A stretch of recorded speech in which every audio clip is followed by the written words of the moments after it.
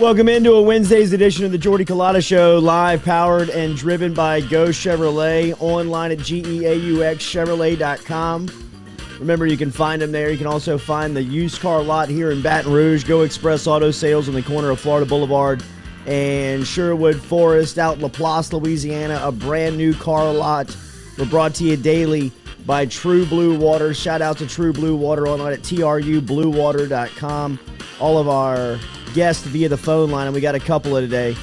Brody Miller will be here in 1 hour. We'll be talking to Miller about what's going on with this LSU coaching search. How real is Lincoln Riley's name that seems to be the hottest candidate right now? We'll talk to Miller coming up here at 8 a.m. We'll also talk to Billy Napier as his Cajuns clinched another title in the Sun Belt. We'll talk to Coach Napier coming up here pretty quickly here shortly in about 10 minutes as Coach Napier will be here. It is media day for the SEC, which means all of the coaches will be on the SEC teleconference, and Coach Ogeron will be at the radio show tonight over at TJ Ribs. We'll have that covered for you here on the Jordy Culotta Show. If you don't mind starting your day, we appreciate you starting your day with us. If you don't mind hitting that like button, hit that share button, hit that comment button.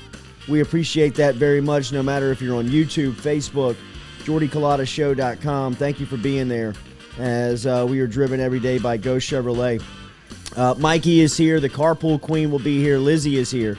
Lloyd is here, too. I got you, Lloyd. Lloyd's always here. Lloyd's always here. I'm here, just, Yeah, you're flustered. You're flustered. You are flustered right now. Settling in. All right, okay. Coach Napier had to bump us to tomorrow. Oh, it's okay. Hey, early smoke. Hey, early smoke. Busy man. Maybe you got bumped by a bigger whale. Let's see, man. Or maybe there's some type of busy man, busy meeting. Maybe he has a big meeting. Yeah. That's what I'm saying. I think that maybe Scottrick got his phone number. We'll see. I love some Scottrick. Anybody know who Hank Smith is? I'm Who convinced, is Hank Smith? I'm convinced it's a made-up name. Who is Hank Smith? This guy made this guy's name up so that he can get show yourself, Hank Smith account, not everything. Oh, yeah, you got. He didn't even tag him. He didn't tag him. You got to expect that to start rolling out, right? The Twitter accounts with the Hank Smith, the Instagram Hank Smith, everything LSU Hank Smith is going to start coming out shortly. Like, there's got to be a Twitter account already. Surprised it hasn't got blue check marked. Who is Hank Smith? Do you know anybody? Show yourself. Do you know anybody in your life named Hank Smith? I've never met anybody in my life. It's the fakest real name of all Hank time. Smith. I mean, it's almost like John Doe. It is. It is. But it sounds real. Hank Smith. It's so fake, it's real. Hank.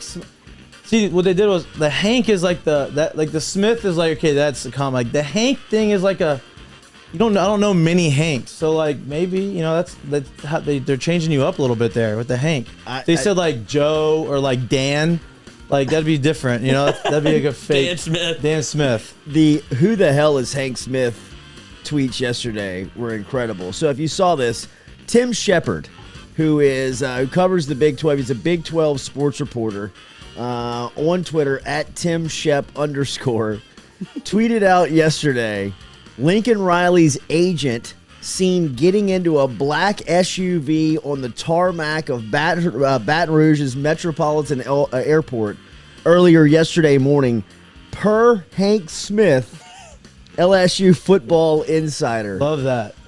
This feels very much like a little bait and dupe job here from Tim Shepard and his 985 followers on Twitter. So Tim Shepard didn't have many followers. Buzzing yesterday. I think Tim was taking a shot for the moon. He was trying to project himself into the ether. Or maybe somebody duped Tim Shepard. Oh, definitely. Like, Tim Shepard didn't just make this up. Maybe somebody messaged him and said, hey, I'm Hank Smith. I'm an insider of LSU. This is what I know. This is what I saw. And then he just ran with it. Didn't check his sources, nothing. Lord Ford Panamsky is Hank. Would make sense. He wouldn't get. I guess he could change his name and get right back involved. That's all he needs. He'll, clear his image up a little bit. Viv one day says if he just said SUV instead of black SUV, it would have been more believable. Too many details. Too many details. Went too far into the Hollywood script. Leave the color of the SUV out. But we'll talk about all of that coming up here on the Jordy Culotta Show. Okay, so no Napier. Napier's bumped us till later this week. Had something come up just right across the text line there. We were all set to go 7:15 this morning, but all good. We will talk about LSU basketball. Tigers back on the wood Thursday night versus McNeese. We'll talk about LSU's fast start as they have opened the season 3-0 here to start the year. Kirby Smart's halftime speech was leaked versus Florida. Just when I thought I couldn't love Kirby anymore. I didn't know Kirby had that in it. Are you kidding me, bro? You don't remember the Rose Bowl game versus Baker Mayfield when he got the win and he ran out and grabbed his balls and told him to he said something like, how the F you like that? Like, I mean, it was like you can rarely find that clip anymore because I think like Georgia, I think Georgia's SI sports. Why? Yeah. Bad look? It's a great question. I think if you're a recruit, you love it. I think if you're a university official, you probably don't like it. But that is who Kirby is. Kirby's an athlete also. Yeah, did you see him jump and run down? He always run down. He was running down the sidelines, but he played, didn't he? Yeah, he did. He played DB at Georgia. Yeah. Did he? I didn't know that. But he was. But there was a play on the sideline Saturday in the Tennessee game where they ran Cook out of the backfield, kind of like on a wheel route, not the one he scored on. They ran him out of the backfield, and Bennett just overthrew him by like a foot and a half. And Kirby did the thing where he's like running down the sideline, but like as it's getting close, he kind of like jumps. Yep. You know how you're watching something and something's close and you want to jump, like catch it. And I mean, bro, his vertical, that was running. Right. But still. I mean, what are we guessing Kirby's age is? I'd say 48 to 50. Look it up. 46. 46? Yeah. All right, so I mean, he's sprinting down the sideline and goes into this leap, bro. I mean, his feet are at like some of his 45. 45. We're all over this, man. We painted it right in the corner. But his halftime speech leaked at Florida, and it's killer mode, bro. I mean, it is take their soul from them. I love that. Kill them. Put them in a body bag, Johnny. I love that. It is. Yeah. I guess if you're Kirby, you don't want that out there, but you don't mind if it's out there, really. But here's my thing: is like people like he's gonna get a lot of praise for it because like it was awesome and it was like badass. He's also gonna get a lot of like. Should have kept some flack, huh? You shouldn't say, but like, hey, probably catch a little flack. But that's the shit that goes on, and like that's what's supposed to happen, and especially at halftime of a football game, like. You say stuff and like it's all motivation. Don't take it literally, please. Don't ask to see how the sausage is made and then complain how the sausage is made. Exactly. You know what I mean? Like if you want to really know what goes on, I mean that's locker room. Yeah. That's what happens in a locker room. I mean that's the relationship a coach has with a team. I mean they talk to one another like that, and sometimes in the best locker rooms there's a lot of that stuff.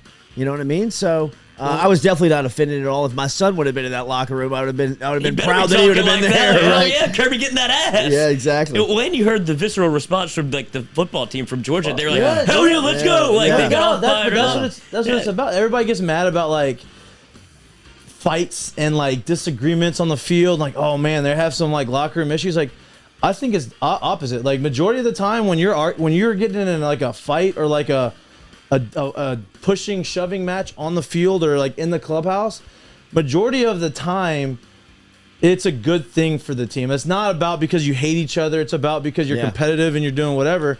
And it's just people take that and like run. It's like no, that's a good thing. I'm glad really you're showing some fire. In my opinion, Yeah. like in relationships, in team, in anything that you're trying to move forward, you're going to have some type of controversial topic, some type of rub that we have to smoke this thing out. We have to figure this stuff out. We have to talk this thing out. And if we don't do that, we're going to be set back for it. If we can figure it out, we're going to be a lot better for it. Quick example. So 2009, national championship team here, and I'm not going to name any names. We had two guys on team, two of my best friends. They're best friends. They lived together. They're doing all these things well, and they were both a couple years older. And it was one of those days, and we were warming up before, and one of the guys starts talking shit to the other guy for like being lazy or not like making bad throws and overthrew him. And he didn't go run and get it. He's like, I'm not fucking going to get that. Like, make a better throw. Like, stop being lazy. And so then BP happens, hitting BP. Guy's not really going after a couple balls. The other guy who made the bad throw starts yelling at him, say, hey, stop being so fucking lazy. Start going to get some balls, like kind of like going back at him.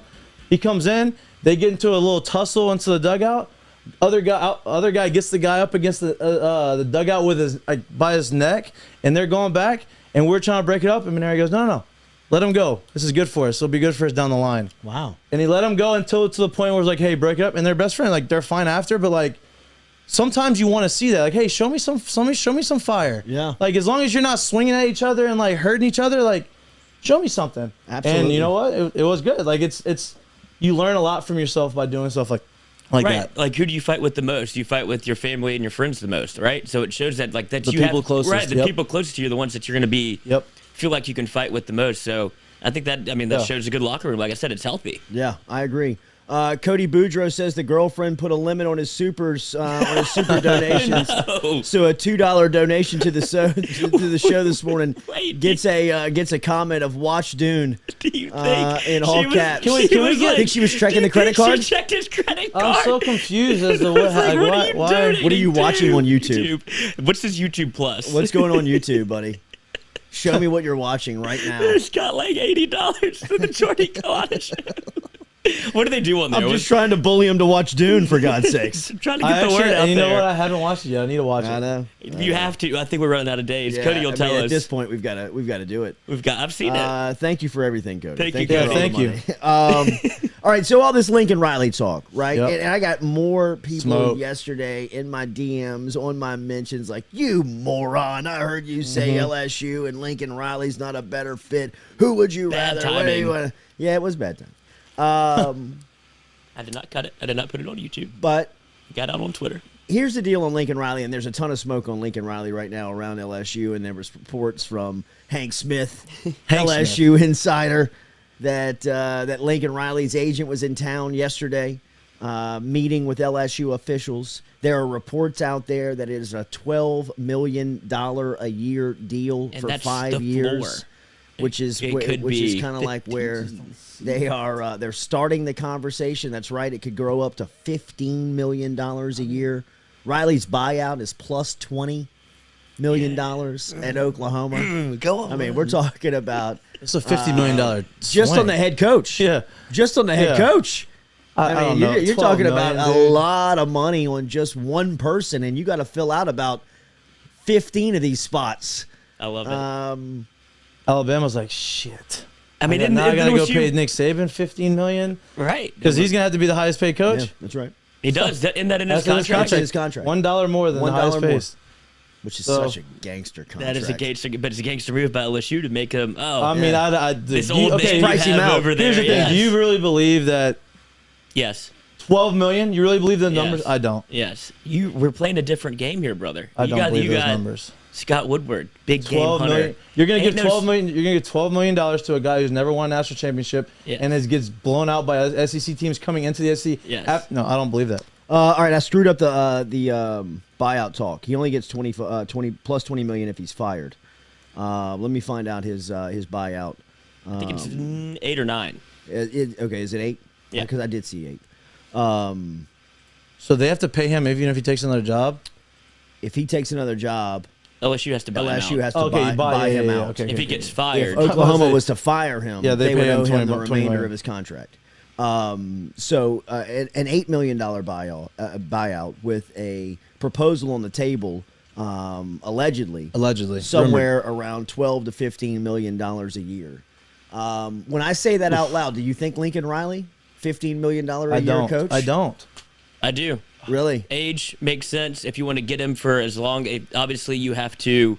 There's some smoke around him going to the NFL. Yeah, I mean, I you have guess, to quell yeah. those fears with money because all NFL coaching contracts are locked, sealed, under key. You don't know what they make. So $15 million is probably competitive for the NFL market. I think that's way more. I think NFL coaches get less than college coaches. But I think that it would be public if that were the case. I think that there's a reason that they hide out. From what I've heard and read about, they said Bill Belichick makes upward of 15. Yeah, but so I would imagine that's as high as it Right. gets. So you're pricing around if it's 12. That's probably what NFL head coaches make. We could ask somebody. Yeah. Like I I don't don't know. know, man. I think like a normal head coach, like obviously not the top tier NFL What's Sean coaches. Payton make? 8, 7? That's what I'm saying. It's not. 10 It's maybe? not public. Yeah. But like None of that's public information. I think is of like. No, I mean, I've union- seen- I mean, I've they- seen but the- he I've seen signed the term- extension Yeah, I've deals. seen the terms of Peyton's Yeah. contract.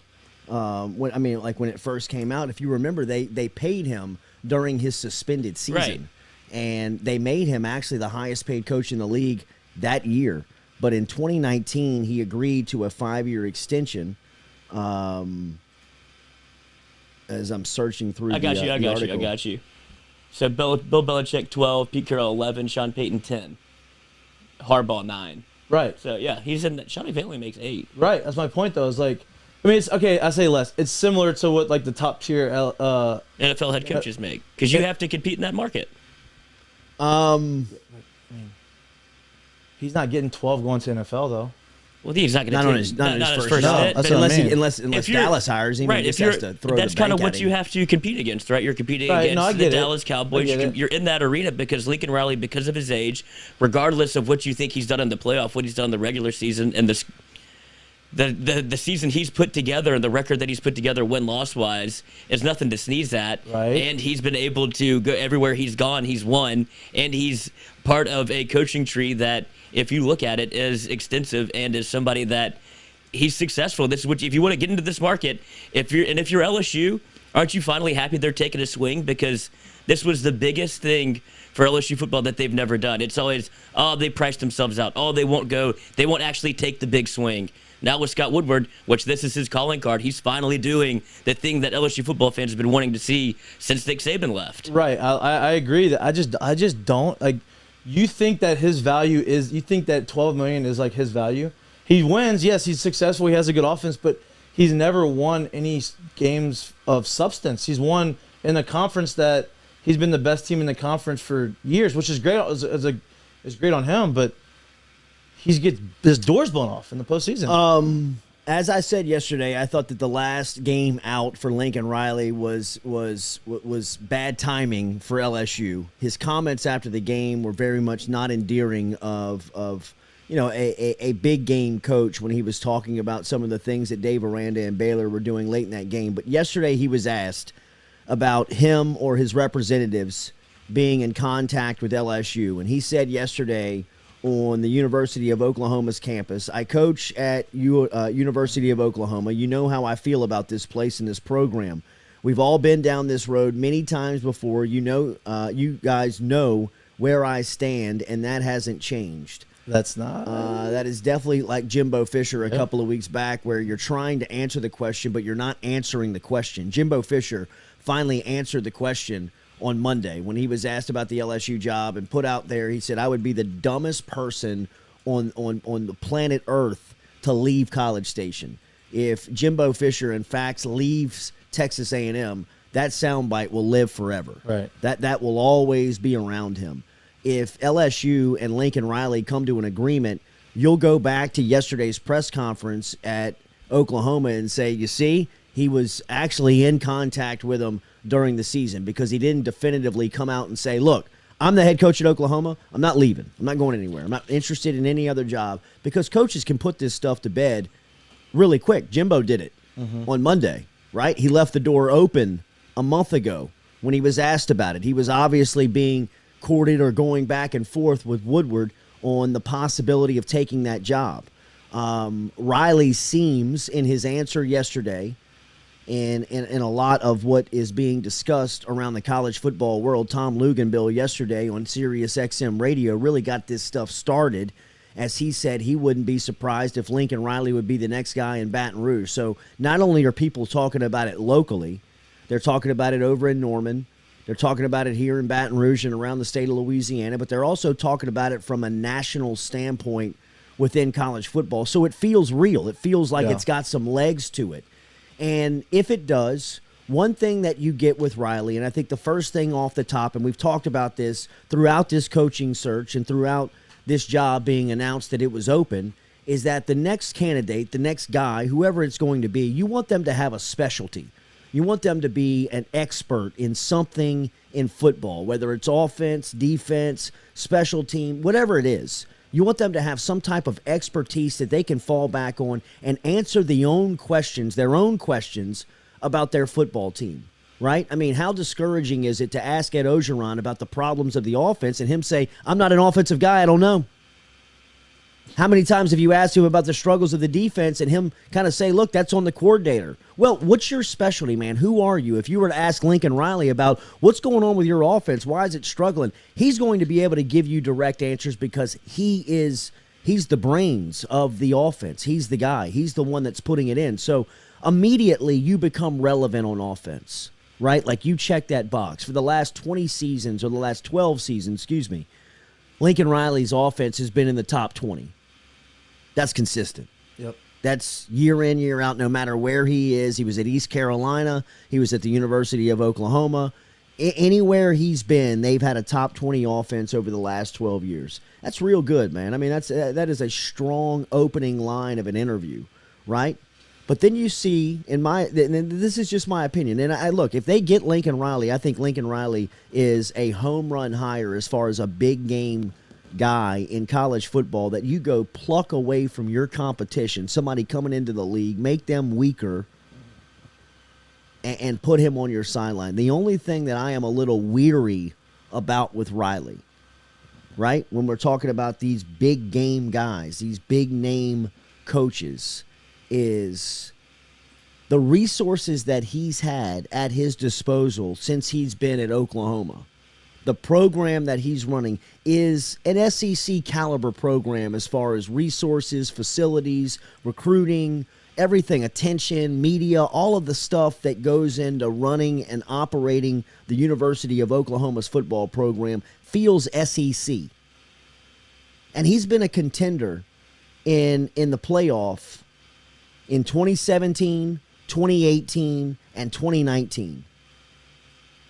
And he's never gotten past the semifinal because he doesn't have a defense. And while I know he's brought in hires, he's still not made the correct and right adjustments to become a true championship level program. They're winning Big 12 titles. They're in the playoffs. They're making those moves, but they've not been able to ever cross over the defensive mountain and become a legitimate national championship contending program. Nobody's taking them serious in that Final Four. Legitimately serious. Right? I mean, I know you got to respect them because they're there, but within the playoff structure, they've never had the defense to compete.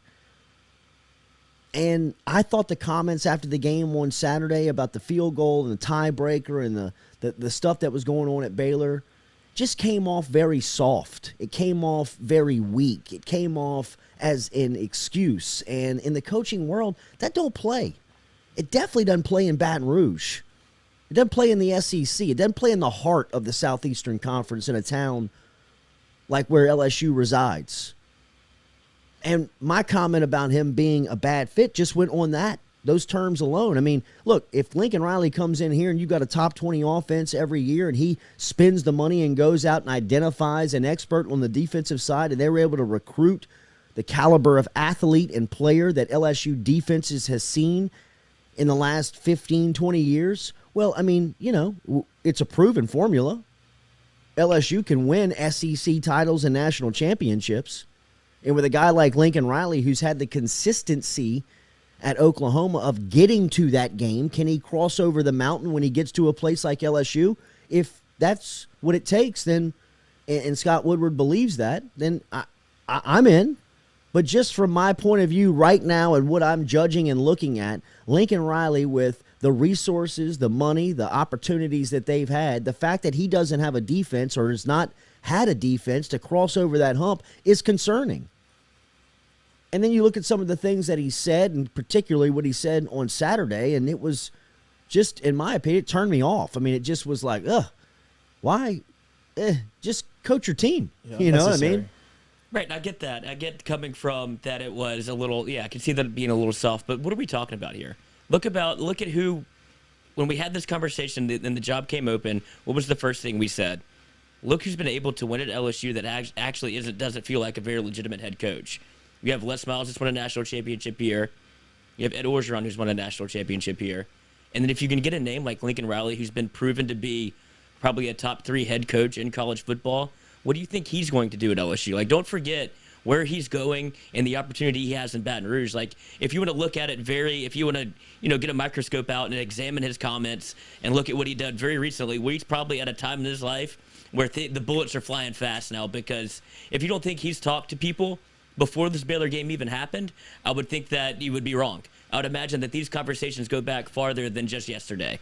Like, he was in talks before the Baylor game, and things are starting to get very real for him. It looked like fast. the realest the LSU discussions have been was actually last week. Right. Yeah. He seemed very distracted last week. He called off media, press conferences. During the game. Yes. He Second moved time. it. Wow. He moved it. During the game, he just looked distracted, and then after the game making those comments, I mean, that's usually a coach where your head's just not in it. Right, he's just frustrated. Like, he's frustrated with losing. He's frustrated with the questions he's going to get the rest of the week. All the while, he's trying to negotiate, or at least as part of a negotiation, to leave jobs, leave Oklahoma, wants to leave it in the best place possible, I'd imagine, and then be able to go to LSU and make it seamless. And the last thing he wants is this playing out publicly, which I'm sure Scott Woodward would be in the same boat. And now here we are with Hank Smiths and black SUVs, and it is peak LSU coaching search season. Daily, we were brought to you by Daniel Newman over at Edward Jones. He is our financial advisor. Let him help you out today. You can get in touch with him at 225-261-8262, 225-261-8262 is how you get in touch with Daniel Newman. He is our financial advisor, and he's located out in Central. Remember, if we were reminding you last week, if you work at Exxon and you are curious about your finances, if you work at Exxon and considering retirement in the next year or a few years, get in touch with our guy Daniel Newman, 225-261-8262, as Exxon just announced the interest rate for all for the first quarter had just gone down. This may impact your decision on retirement, or it should. Get in touch with Daniel, 225-261-8262. Let him run the numbers for you and see if it makes sense. 225-261-8262. Daniel Newman, a proud supporter here of the Jordy Culotta Show, as we are brought to you daily by Go Chevrolet. So it's interesting, man. I mean, this Lincoln Riley smoke seems to be everywhere right now. You wonder what that would mean for some of the other guys here. It looks like Jimbo, as we said, has been in contact with LSU, and it looks like has moved on from that job with just some of the comments that he made earlier this week. Mel Tucker, or at least Mel Tucker last week, agreed to terms in principle. I don't think that anything's been signed up in East Lansing yet as far as an extension goes for Tucker and the Michigan State Spartans. And Jimbo Fisher. A lot of people that we have talked to around this situation said those have been the top three leaders or the top three candidates on the board for LSU. You wonder if Riley was to pass on this job, if he's even been offered, where LSU would go next. As I said yesterday, and believe this to be true, if this smoke around Riley comes to pass, I think that this is going to be a race between Dave Aranda and Billy Napier on who's going to get this job. I think that Lincoln Riley is still one of the prime candidates that Scott Woodward has identified in this process, and it still has the door open in negotiation for Riley, or so it seems. If that was to fall through, I think the next batch of candidates would be Dave Aranda and Billy Napier. So it's just interesting times, as you said. I mean, this is peak LSU coaching, search, jet watching. I mean, we're inventing people. Tarmac. Hank Smith. Yeah, right. I mean, just the rumors that get started with LSU football are unbelievable. And I think, and if you go to Oklahoma message board, it's message board season. I can't even imagine what that looks like. They're trying to push. I mean, good luck with them. Trying to like they don't like him, right? Yeah. Like they don't want him there. That's not the case, dude. This would be an absolute home run for LSU if they're able to pull Lincoln Riley from Oklahoma. And like you said, before they're able to come to the SEC, you have to restart with a new coach. Those are dire times if you're Oklahoma. Here's it's not a concern. It's just a legitimate question. So, obviously, Oklahoma is a big name brand in college football. They have their area where they can recruit. I feel like they can tap into Texas. Do you think by him coming here, coming to LSU, like he would be able to I mean, Oklahoma's coming into the SEC, but he's going to be able to get that much more. Like, the recruiting is going to be that much better for him here than it is at Oklahoma? Well, I think the caliber of athlete that just is in his recruiting nucleus, right? Just like, let's say 200-mile radius of his football building is exponentially better at LSU. Yeah. The thing that concerns me is that he has been recruiting a brand and a program that should and has attracted 4- and 5-star guys. He got Caleb Williams from D.C. Yeah, I mean, he's gotten a lot of these guys, man. I mean, even like Mims, his wide receiver, was like the #1 player, one of the top players in the country. Spencer Rattler, when he was coming out, was one of the top players in the country. Caleb Williams, who you just pointed out. I mean, the list of guys that has ended up in Norman as big-time players is long, right? But they have just not had that defensive presence, that defensive shift in mentality where, look, I know Lincoln Riley is an offensive-minded guy. And look, this is one of the things that I was saying early on in this process that attracted me so much to Lane Kiffin. He almost feels like a Lane Kiffin type mirror image. He's Lane Kiffin light. You get all of the Lane Kiffin with none of the baggage. Right. And he's younger. None of the calories. I mean, he's 38 years old. Right. Damn, I forgot he's that young. That's the reason why you throw all this money at him, is because of the age, right? Because he's I so would have young. I would have thought he would have had, and look, he's had success. He's had guys come and play for him, had success, and go to the NFL. But I would have thought that he would have gotten guys like being as offensively minded as he is. I would have imagined he would have more guys in the NFL, like Alabama's receivers, LSU's receivers. Like, he doesn't really have that many guys that are like super. I mean, there's a few.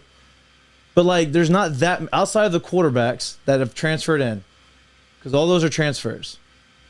Outside of those, he doesn't have that many that are, like, impactful, like – You're looking for guys? Pros, right? Like, they are. They're good. There's some good – like, Ramondre Stevens is a good rookie. He's playing pretty well for Patriots, but he's not everyday guy. CeeDee Lamb. CeeDee Lamb's obviously a stud. You have Marquise Brown's really good. But, like – Mark Andrews, but, like, that's a few.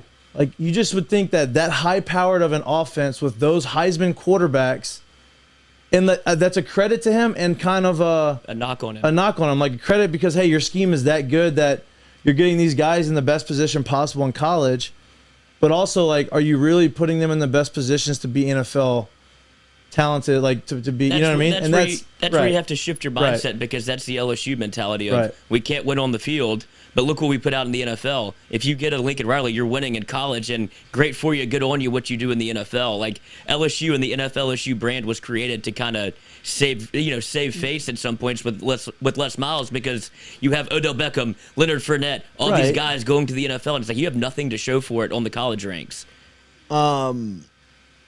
And look, I agree with who was it who just put into the chat that they pointed out. I don't think those quarterbacks are. Yeah, Go 2014 says those quarterbacks aren't #1 picks if they don't go to Oklahoma, which I agree with. Yeah, I'm not disagreeing with that either. I'm just saying, like, I think, and I'm not saying he's a bad recruiter. I'm just saying it goes to your point of saying, okay, he's recruited a certain type of brand of guys, of talent, and like, that talent works there. It's also been proven that it doesn't work in the SEC because he's gotten beat by the top tier teams in the SEC, and it's great when you're on there. But when it comes down to, like, to the brass tacks, like, they're not winning those. I like Lincoln Riley. I think he would be. I'm not saying he'd be a bad coach. I'm trying to play devil's advocate here and just kind of go both sides. But there's some things that's like, you know what? Yeah, I'm looking at Oklahoma, but then you take a step back and you say, okay, there's some things like, I don't know, like. There's a reason why he hasn't won national championships. There's a reason why some of these things happen. I don't know. I'm just playing, like I said, I'm not knocking the guy. Find something. I think he's a good coach. I think he's a great coach. I think he would win here, but I don't know. Ernie says, Jordy loved the idea of Kiffin because of offense, but is against Lincoln Riley. Stop trying to be Panamsky for Napier, Jordy. Wow. Ernie, buddy, if they hire me next at any job that it comes to LSU, that should be a humongous red flag. Right? I don't think anybody's coming in here and hiring the radio guy ever again. I don't think you want that job. I'm not stumping for that job. I don't want that job. I think that my argument, the only argument I would have on that is that Lane Kiffin's been in the SEC. He knows what it takes to win. He sees that look, you can be offensive all you want, but if you don't have a defense and you don't have some type of emphasis that you put, look what all his resources went to this season. Right? I mean, last year he was throwing up silly numbers and video game type numbers, but he had to, in the offseason, really focus his recruiting on bringing in defensive players and spending his money on that side of the ball as far as analysts and personnel was going. So, look, I recognize that. I think that, Lincoln Riley and Lane Kiffin are kind of the same people when you talk about coaching candidates, right? Just their coaching on the field. Very offensive-minded, really good developers of the quarterback, are always going to be relevant on offense. But defensively, that has cost them, opportunities at championships. And again, the comments that Lincoln Riley made Saturday following that Baylor game, is that what you want the mentality as the LSU head football coach? I mean, do you want the mentality you have now, where he's exactly? No, like, but I've always said that you don't want ground. that. Yeah, there is a middle ground. I mean, there's a middle ground that I think is. I want the Kirby Smarts to come in the clubhouse, the locker room after in the halftime and say what he absolutely. Right. I think Lincoln Riley has a little bit of fuck you in him. It's just gonna, absolutely. I don't know if he does. Did you see the one? You see the one I put in the document about competition, like what he was talking about last year when he was saying they had to go travel to go play Ohio State. He's like, why would you do that? If you don't have to play a conference game, or you don't, why would you want to travel to Ohio State? Because I'm about competition. That's what this game's about. I'm about winning and losing. I'll play you wherever you want to go play. So Lincoln Riley has a little bit of that in him. He's a D1 athlete. He walked onto Texas Tech and played quarterback. Like, he has the mentality you would expect somebody that is where he is in college football. Like, you don't get there by being soft. I've read about what he does at practices, that they do NFL-style practices. Bullshit. To whatever, dude, it works. Like, if you can get into LSU and you don't think he'll be able to build a defense here with the talent that is just kind of lurking on the streets and around the building, then all right, then it failed. Well, he won't be able to build his defensive coordinator that he hires is going to have to build a defense, because he's obviously proven that he doesn't put a focus on going to recruit those defensive guys, and like, that's okay. That's your specialty as offense. Hire somebody and let those guys go and recruit your defense.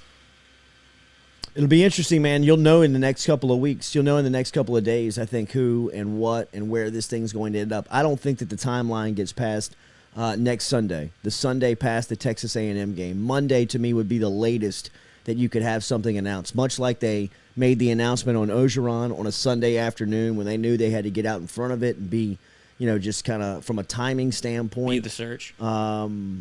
Get that thing over with and get that thing announced, I think, is the same emphasis with this in replacing that position from Ed Ogeron, knowing that you've got to get this thing announced situated before recruiting. I mean, you've got to have some type of message on the ground and some type of stability that you can show answers to the questions that's being answered or asked on who the guy is going to be.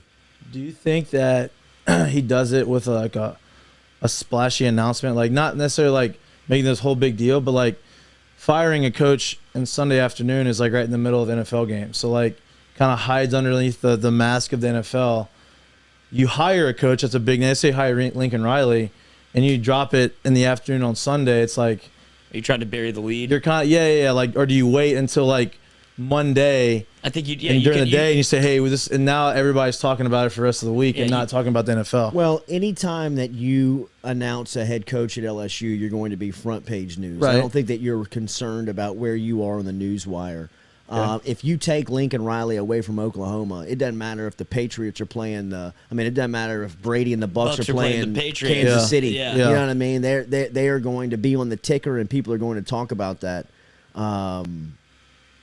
So I think that there's no emphasis on when and how you make the announcement as far as the PR or the media goes. You're getting the coverage. You'll get the coverage. I was going to say, they'll do another press conference if they have to. Is this the closest you think LSU's felt to making a hire? I mean, I know we still don't know anything, it feels like. But does this feel like the hottest the temperature has gotten on maybe? I think it's just where because the Woodward's time. looking. I think it's just because like the season's coming to an end. I think that he, in the back of his mind, he knew when he was gonna announce it.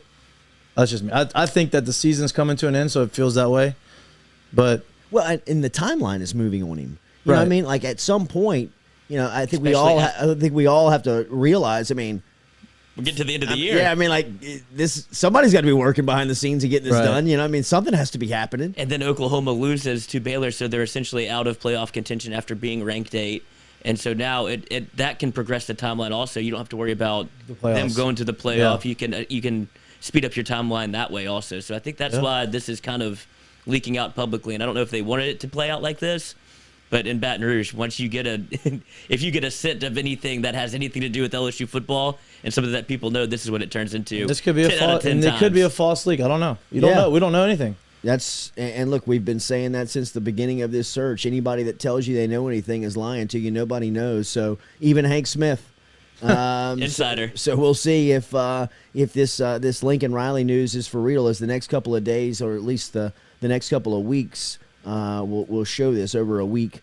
We'll show whether or not he is a true contender for this job, or he could be using it for leverage too. Yep. Absolutely. I mean, you never know. I mean, he could be using it for leverage to get more money out of Oklahoma. Remember, Hebert's Specialty Meats brings you the Jordy Culotta Show.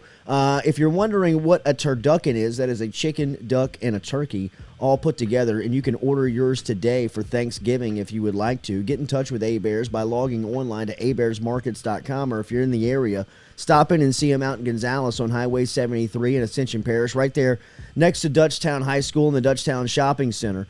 They got great selections of boudin. They got great selections of cracklin, but you can also open up the freezer and get big steaks, big fillets. You can have all types of specialty meats over there. If you're looking for ground patties to make some hamburgers this week, or if you want to stop and pick up a deboned stuffed chicken, you can do that as well. Over at Hebert's, with Thanksgiving right around the corner, let them help you out with your holiday food.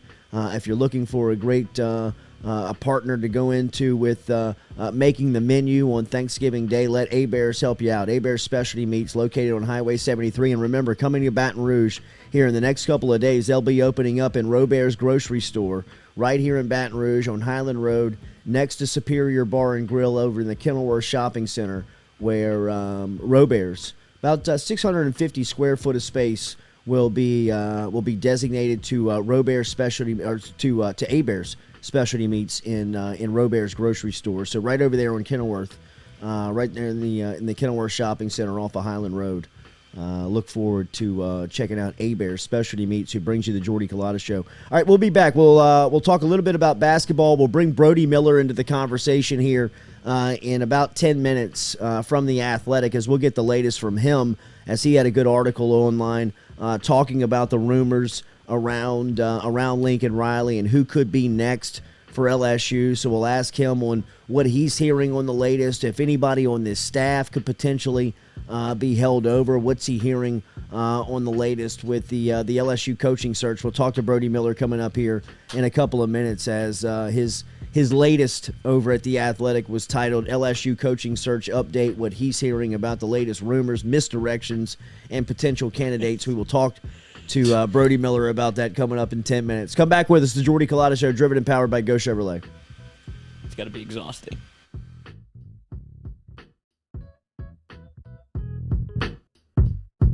Papa Earl's, the fine spice, originating right down here in South Louisiana by our guy Mark Pop Norman.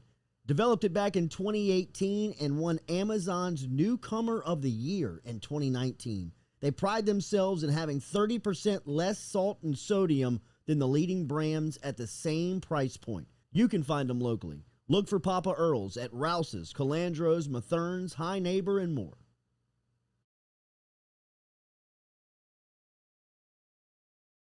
True Blue Water, true hydration at its finest. Right now, you're only a few minutes away from getting your 5-gallon water delivered to you, just like we are over here at the UDL. All you got to do is log on to truebluewater.com. That's TRU, bluewater.com. The website's fantastic over at truebluewater.com. You can get your service and find out how quick it is. You can schedule a delivery, even hop on the billing system right there at truebluewater.com. TRU bluewater.com. Go Chevrolet is proud to announce Go Express Auto Sales, the new used car lot located in the capital city of Baton Rouge, Louisiana at 11522 Florida Boulevard. Go Express Auto Sales is online at goexpressautosales.com, or you can search them on Facebook and social media at Go Express Auto Sales, the newest addition to the family of Go Chevrolet. Remember, Go Chevrolet is located down in Laplace, Louisiana, but now welcoming aboard Go Express, the new used car lot located in Baton Rouge, Louisiana at 11522 Florida Boulevard.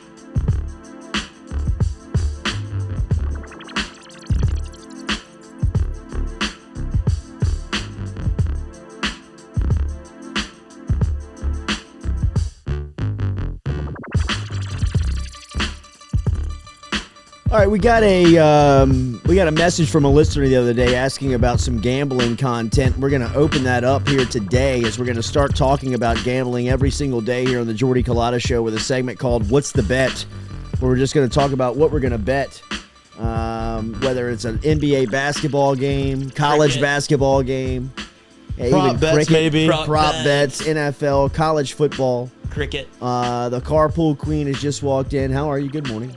You come bearing gifts? Oh, we're going to smudge us out. Yeah. Very much welcome. That's it. Clean us out Very in here. much welcomed. We had a listener last week come in and kill our theory when that bird flew in here on game day as we were approaching a week from the bloodbath that was served up to from the Cowboys to the Ducks last week. The bird flew in here on Thursday morning. I thought it was a good omen. I thought it was a sign of good luck. We had a listener reach out that said once he saw the bird fly in that morning, he knew the game was going to be a travesty as he called his bookie and loaded up on the Cowboys. Otter.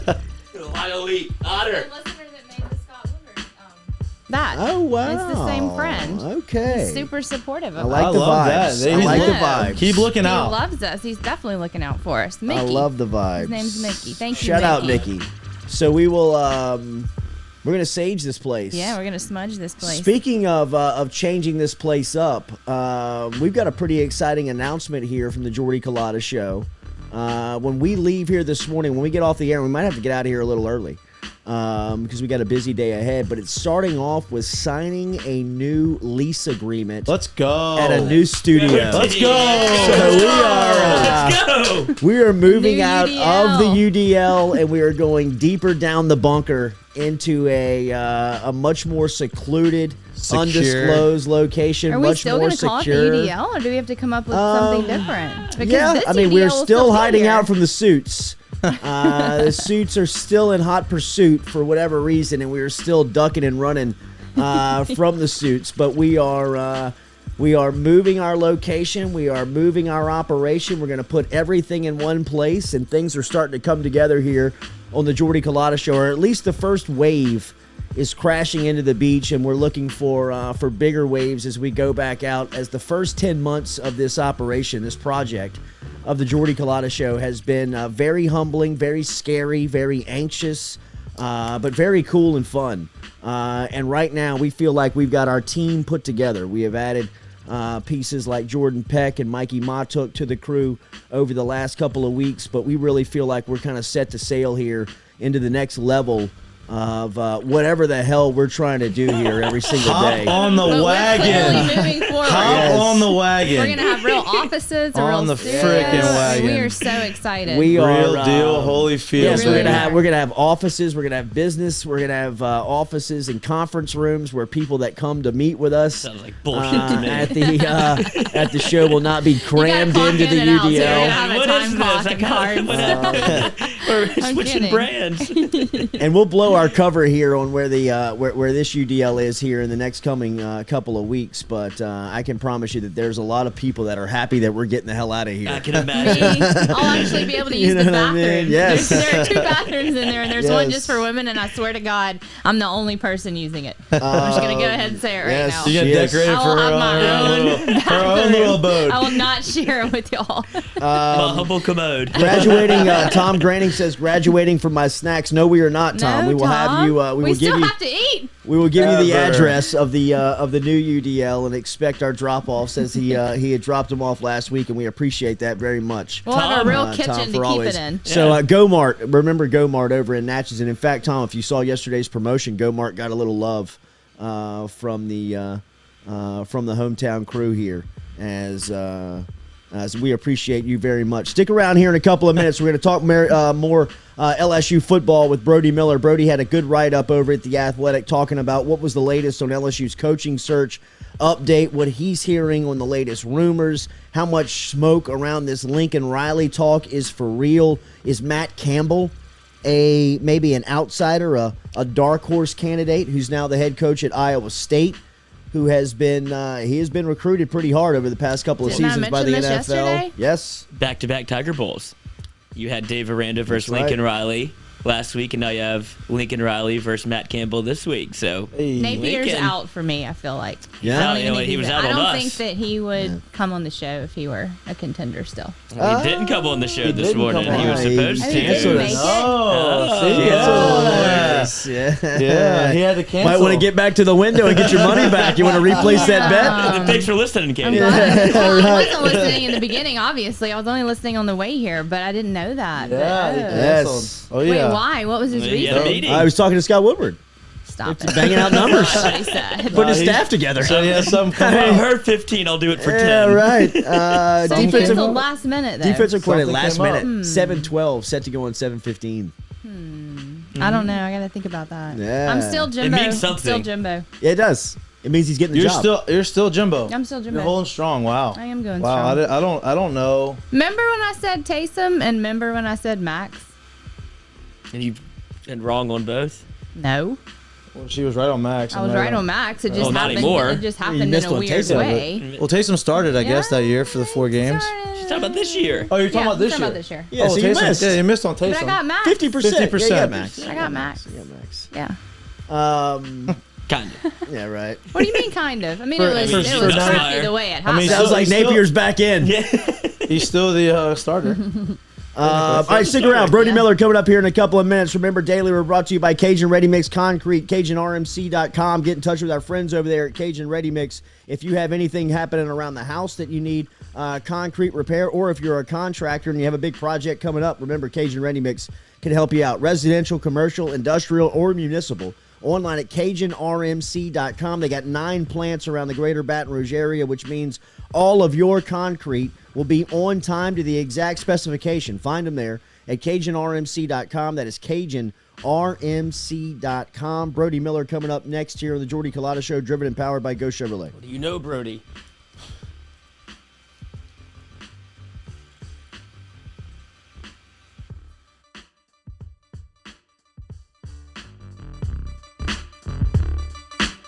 Papa Earl's, the fine spice, originating right down here in South Louisiana by our guy Mark Pop Norman.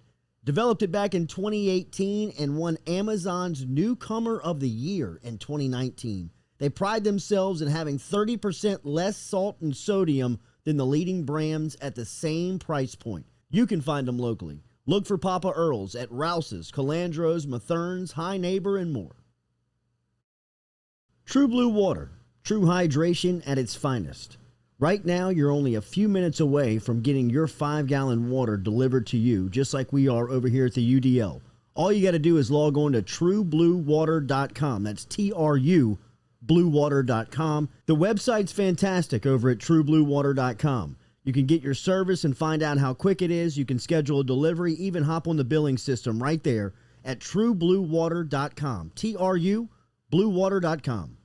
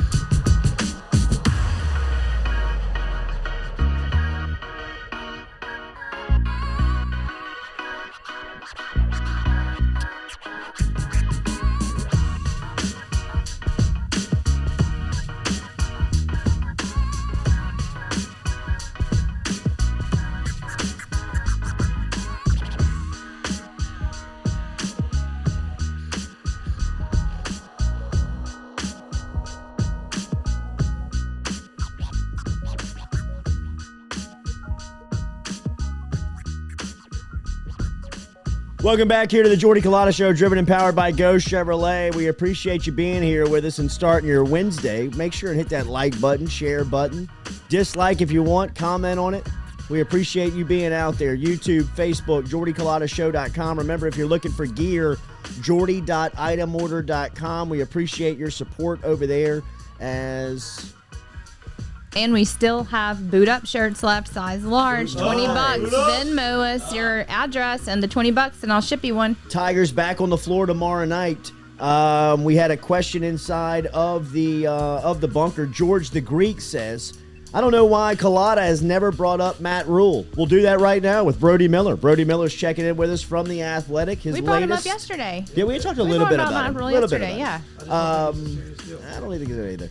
Ellie, the latest from Miller, LSU coaching search update. What I'm hearing about the latest rumors, misdirections, and potential candidates, that is up over at The Athletic right now. If you follow Brody Miller on Twitter, at Brody Miller, you can keep up with the latest of what's coming out from him over at The Athletic. And make sure you are subscribed over there to keep up with the latest as well. And that is on Twitter at Brody A. Miller. Good morning, buddy. How are you? I'm doing all right. How are you? Doing good. Who is Hank Smith? I am Hank Smith. Yes. There he is. Finally. Have you ever met Hank Smith? I cannot say I've met Hank Smith. Man, he's on the bucket list now. I mean, Brody, you've been on the beat now for what, 5 years? It's my fourth season. Fourth season on the beat. Still no Hank Smith. I've never seen him either. It's my 10th. I have never met Hank. Well, the key to being a great insider is that nobody can see you. Like, I think that's why he's so good. So, what has been this process for you? I have said during this process, Brody, and I don't mean to paint everybody like this. I'm just talking about from my perspective is that we don't know. I mean, anybody that tells you that they know when they come up, I mean, it's usually that they're just kind of grabbing straws and throwing things against the wall. And you know, we've kind of done that here between 7 and 9 a.m. because this is kind of how Scott Woodward works. No, I'm so glad you asked that because exactly. I think this is a search that we all knew from the beginning. There would be stuff out there, but you just got to be careful. With any coaching search, you have to be careful, but especially a Scott Woodward one where, he's good at this stuff. He's savvy at, maybe leading people one way in a way that seems really credible, and maybe that's not entirely real or other things like that, and kind of getting different things out there. And he's good at that. And also, he has a very, very close circle that knows things, but it's a really small group that really know things. And other people might know partial truths, which is true, again, any coaching search, but they might know partial truths, but maybe not the whole picture. And there's a lot of room for kind of making mistakes and making a fool of yourself. That's why I almost probably took me a month to even write anything like I wrote yesterday. And even that, I think we both know I couched in a lot of guys. This is unclear, because it's just tough. You know that as well as I. I mean, I always go back to the LSU baseball search as the best example.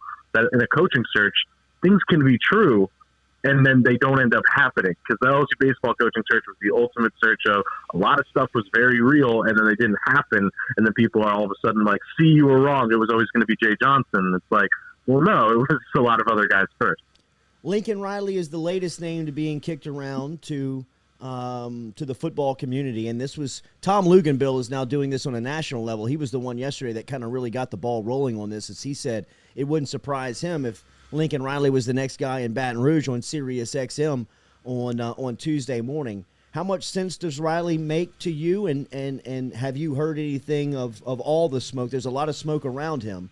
Have you heard anything that tips off that he could be next?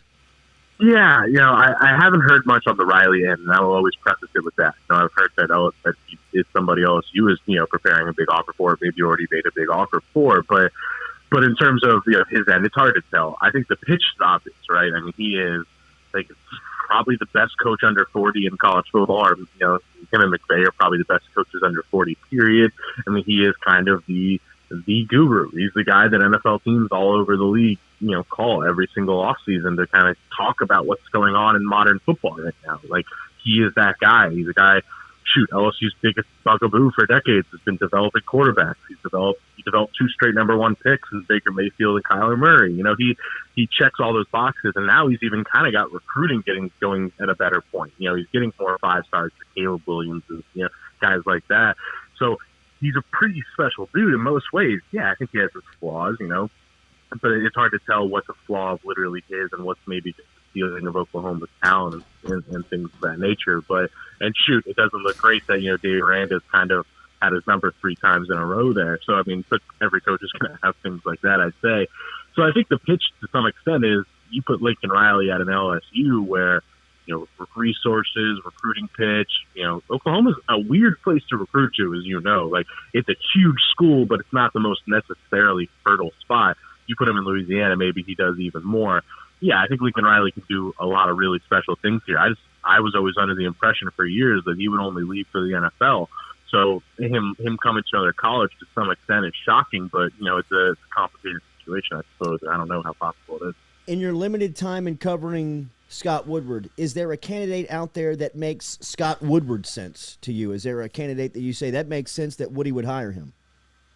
Well, I think a lot of the Scott Woodward sense hires, obviously, those are guys that just don't. I mean, Matt Rule, as you guys mentioned, as you guys were bringing me on, I mean, that would kind of check that box of the out of nowhere surprising nature. But, and again, I've heard his name thrown around too a little more this past week, but I just don't know how real that is at all, and I won't pretend to. But, I think the ones that would have made the Scott Woodward sense would have, in the context of LSU, would have been Dabo Swinney or Ryan Day or something, and those aren't happening as far as I know. So that's the thing. It's I think we all, to some extent, I think it's real. I mean, he pursued these people, so it's not fake, but we kind of got carried away. But it's it is hard to get these guys. And I think the other one I'd watch out for, I don't even know how, it's hard to get, so hard to tell with these things, but there's been at least 3 different mentions I've heard lately of Matt Campbell as maybe the guy in the back pocket that people aren't talking about. And that would be fascinating to me for so many reasons, because I've for years considered Matt Campbell rising star number 1. He is one of these guys who has made Toledo elite for 5 years, and then in their conference, and then immediately made Iowa State, which, shoot, I'd say Kansas and Indiana are the 2 worst Power 5s historically. Yeah. Vanderbilt's right there, but Iowa State's right behind them, right?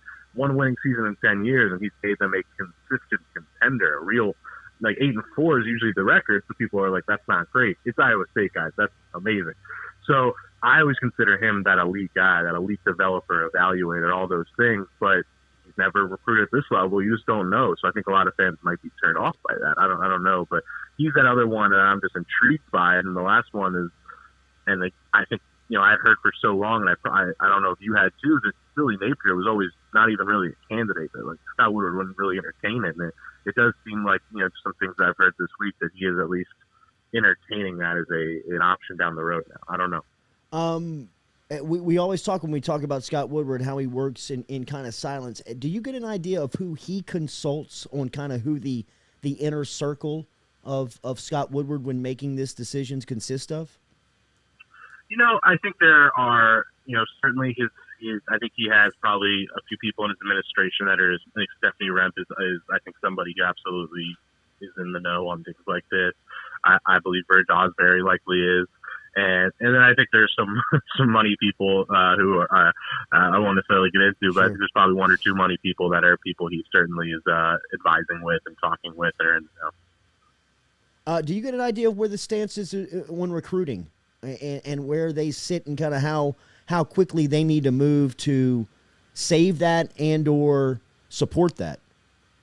Yeah, I mean, that's the thing. Scott Woodward, more than most athletic directors you will really meet, and you know this better than I, actually deeply cares about recruiting, actually gets involved in recruiting. I mean, I was told, days before Sojourn's even firing, he was calling some of their biggest commits this year to kind of talk it through with them before it happened. He's that kind of AD. So I think he puts a lot of thought into it. And I actually have a piece going up tomorrow that's not really ready yet, but on just kind of what recruiting is like right now. Who's running that when you have a lame duck coach and all these things. And I do think, Scott Woodward would very much love to have somebody in place before early signing period. I mean, this is an important class. It's a really important Louisiana year. It's just such a good Louisiana year. You can't mess this up. But yeah, I don't know how realistic though. You're not going to turn down a guy who's in the playoff hypothetically just to help your 1 year's recruiting class because you're thinking about 10 years. So I won't speak for Woodward by any means, but I do think that early signing period is very important. You mentioned some candidates and dark horses and guys you've been hearing. Do you think Aranda is in the mix, out the mix? What? You didn't mention him. I don't know if that was just because he wasn't a dark horse or if he's just very much in the middle of everything. But people have been bringing his name up, and obviously the LSU connection. Yeah, of course. Yeah, I've gotten a lot of flack for that. Yeah, it's just one of those things where I think it's such a big part of our field, right? It was we all make these listicle coaching carousel boards, and you kind of mention a lot of guys that make sense.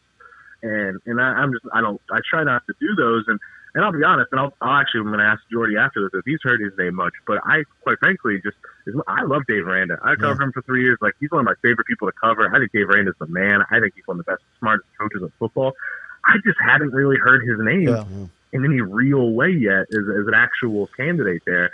And again, I could be completely wrong, and I'll kind of toss that to Jordy if he's heard much. Yeah, well, but it was just kind of surprising to me. Brody, over the last 24 hours, actually, I talked to somebody that's very close to the Baylor staff that told me that Aranda has not been contacted by LSU. Yeah. I don't know if that is Scott Woodward just kind of working down a list, or if that's where he just kind of stands on a couple of the candidates that we're talking about that really has not been contacted at all. Because I heard the same about Napier a couple of weeks back where, he hadn't been contacted. Then over the last couple of days, a couple of last week, heard that he was contacted. It's just like we have said. I feel like this is the 1,000th time I've said this on this show. Anybody that tells you that they know, they just don't know. I mean, everybody feels like they have some type of inside connection or somebody within the circle that, real stuff is being talked about. But I have not met anybody that I trust that has given me any information. Just like you. I mean, I people have asked me, where's Brody's write-ups on this stuff? What's he thinking on this stuff? And I say, if he's not putting anything out, he doesn't know anything. He's not confident enough to go to publish what is being talked about. And I understand that because it's all just kind of, hey, I heard this, I heard that, I talked to him, I talked to her, and she said this, he said that. It's a lot of stuff that's just, it's up against the wall, and some sticks and some just kind of slides down. Absolutely. And the thing with even Aranda, as much as I think the world of Aranda, you could argue in a lot of ways he is a strange just fit for some of the expectations at LSU. He is one of the smartest and a really great guy to talk to one-on-one, but he's not necessarily a get in front of the Rotary Club charmer type, and that's not exactly his interest, right? And there's just some things that I think Dave Aranda is great at, but there's also the element of 1 year of real success there, which I'm not using that as a criticism of. I'm just less confidence. It's kind of the Mel Tucker thing there. So I just don't know if he's fits exactly what they're looking for as much as I think. And shoot, Bruce Feldman, my colleague, The Athletic, has reported yesterday that he is now rising up the USC board. So, he might be finding other good opportunities. Did you feel Jimbo was a real candidate at any point? I did for quite a few weeks. I think there was a 2-week stretch in October where there was real optimism that I was hearing from people close to Woodward that he thinks he's getting them. That whole time that was happening, Texas A&M people were telling us, like, he's staying. Like, he's making clear to us he's staying. I think there's a lot of reasons he'd stay, more than just, like, the job versus the job. There's always, like, life stuff, charity stuff that complicates those things. But, yeah, I think for a while it was, and about a week ago, it kind of just seemed like there was a change in that optimism, and it was kind of more of a, hey, it's probably a no. And sure, he's probably going to keep trying. Scott Woodward. We'll probably try all the way, but it does seem like it was kind of a no. And then leading up to that Monday press conference, it kind of felt like the nail in the coffin in some ways. Pivot back to Lincoln Riley real quickly. We've talked a little bit about his recruiting and his development of quarterbacks, and now in the age of the transfer portal, if we want to go all the way down the rabbit hole, is there a chance that he would be able to bring maybe a Caleb Williams with him to LSU? And if so, how does that shake up the LSU quarterback room? Yes, I brought that up on the show, not on the show, but I think on my show, like 3 weeks ago, and I got like a "what are you talking about" reaction, and I'm like, we live in a time where you get one free transfer, and let's not forget Jacob Berry. Jacob Berry. Yes, thank you, exactly. And we live in a time where Caleb Williams was not that long ago at LSU lean. Like when Joe Brady was still here, it seemed like LSU might get Caleb Williams. So it doesn't seem like a crazy thought. I mean, yeah, like you said, we're 5 steps down the road of assuming they're getting a coach they might not even get. But yeah, no, I think it's totally possible. I mean, I don't think Caleb Williams necessarily went to Oklahoma because he's just the biggest fan of Norman. You know, he went for Lincoln Riley. Right. So I totally think that's on the table. And yeah, what happens from there, that's tricky. Who knows, man? I mean, it's like I don't think guys would just immediately bail, but, you know, or maybe like a Walker Howard or something like that. He stays because he still get his chance eventually. But, yeah, it would definitely shake up the room. But if you have a chance to get Caleb Williams, you wouldn't turn it down. Brody, last one. We get you out of here. Thank you for your time. Make sure you're following Brody on Twitter at Brody A. Miller. Get a subscription over at The Athletic to keep up with LSU football. He is he covers LSU for The Athletic over there and is on social media. Timeline on this? You have an expected date on an announcement? Yeah, I've had a question a lot. I don't have a great answer there, but obviously it really does just depend on where that coach is, right? You know, like, are they going to be in a conference title game? Are they going to, be in the playoff, which doesn't seem like right now? But I would just assume this is, like, as well as I, this has been going on for weeks. So in my head, and this is just speculation, I assume it would happen pretty quickly as soon as that coach's season is theoretically over. But I don't know if you're going to different. Thank you, buddy. Have a good rest of the week. We'll talk to you soon. Yep, take care, man. Thanks. All right, man. There's Brody Miller checking in from The Athletic this morning. Hello. It's like Handmaid's Tale in here. Like, Lloyd doesn't want to see me, doesn't want to hear me. That's not it. There's so a little bit me there's of a chance. air that comes in during the interviews, and we don't typically ask questions, so I'll mute both of our mics. Jimbo? Yeah. No chance. Sounds like there's no chance. Jimbo told you there was no chance on Monday. Handmaid's Tale. I respect the determination by on your take. I do respect that. Thank you. I just don't think that you're wrong. No offense. I get it. I'm not offended. But I respect your gusto. Your I gusto. appreciate it. I'm a slight. My initial tweet was Jimbo and Aranda. Now I feel like it's not Aranda, unfortunately. I'm still on Jimbo. I'm kind of getting on the Matt Campbell train now, though. Are you serious? A little bit. I just hopping around. This isn't speed dating. You have to pick one and stick to them. Get a last name first before you bounce to the next one. Commitment issues. Commitment issues there. Christ. You're a ring chaser. I mean. Wait, you brought up Matt Campbell too. Who brought up Matt Campbell again today? Yesterday Brody. we brought him Brody up. just did. Brody just did. But yesterday. Yesterday we touched on it. Yeah, a little I mean, bit, I think we were reacting. I think we were talking about Brody's piece that he put out there, and Matt Campbell's name was kind of a dark horse, off the board name. He's become now the Lincoln Riley of 2 weeks ago. Right. Yeah. You know what I mean? Exactly. If there's a name out there that's off the board that makes sense, Lincoln Riley might be the one. Now Matt Campbell's that guy. What's going to happen, just hypothetically, if it is Jimbo? Are y'all going to apologize to me? I'll apologize. or- I'll give you a nice present. I'll bring that cowbell for God's sakes. I don't know. I mean, What do you want? What do you want us to do? I don't know. I'm thinking about it. easy. She might want Matt Campbell. Right. City Cafe, where good friends meet. Remember O'Neill and George O'Neill. They're online at citycafebr.net. They've got lunch specials every single day over there. So anytime you stop in, Monday through Thursday, they open up at 11 a.m. until 9 p.m. They're open Friday and Saturday until 10 p.m.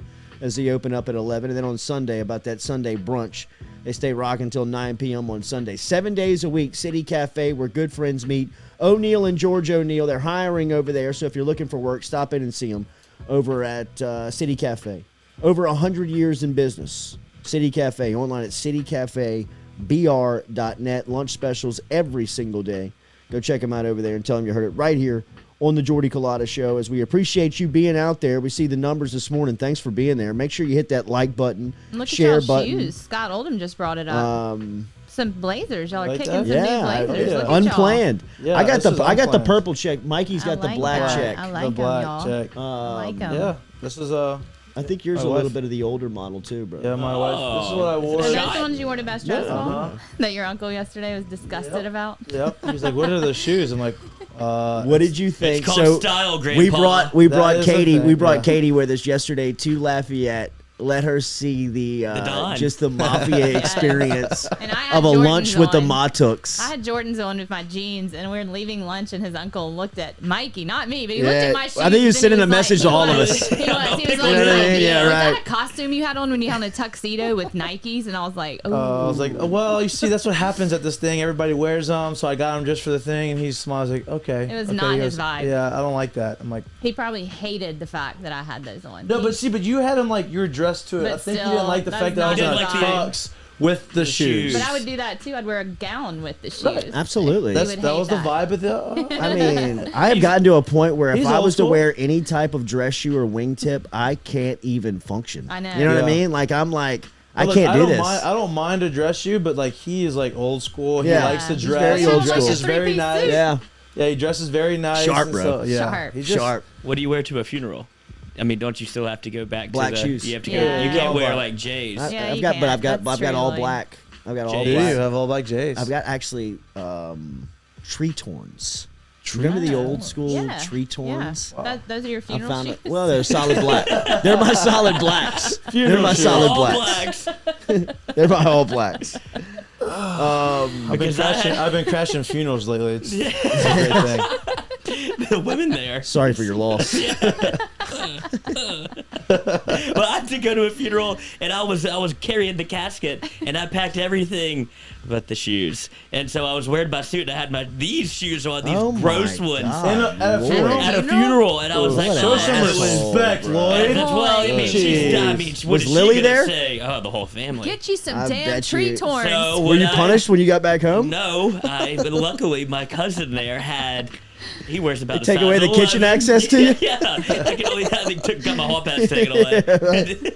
Luckily, my cousin he's like a size 11. I'm like a size 9. Had some black shoes, so I Wow, had to you just. look like Bozo the I Clown just- walking I down had to go the ski down the aisle. But You're toes nine? up, You're nine? toes up, toes up. Don't want to dump this casket Oh out. my god. Lloyd, I think I got some shoes for you. I think I got some extra like Adidas 9s that I have in my closet. I'm gonna bring them to you. What size shoe do you wear? 13. I was about Wow. to say, You get a that's not a 9. 9. Well, I got so Seriously, the bro. way the way When I this was 10, works. So I used to be an Adidas rep.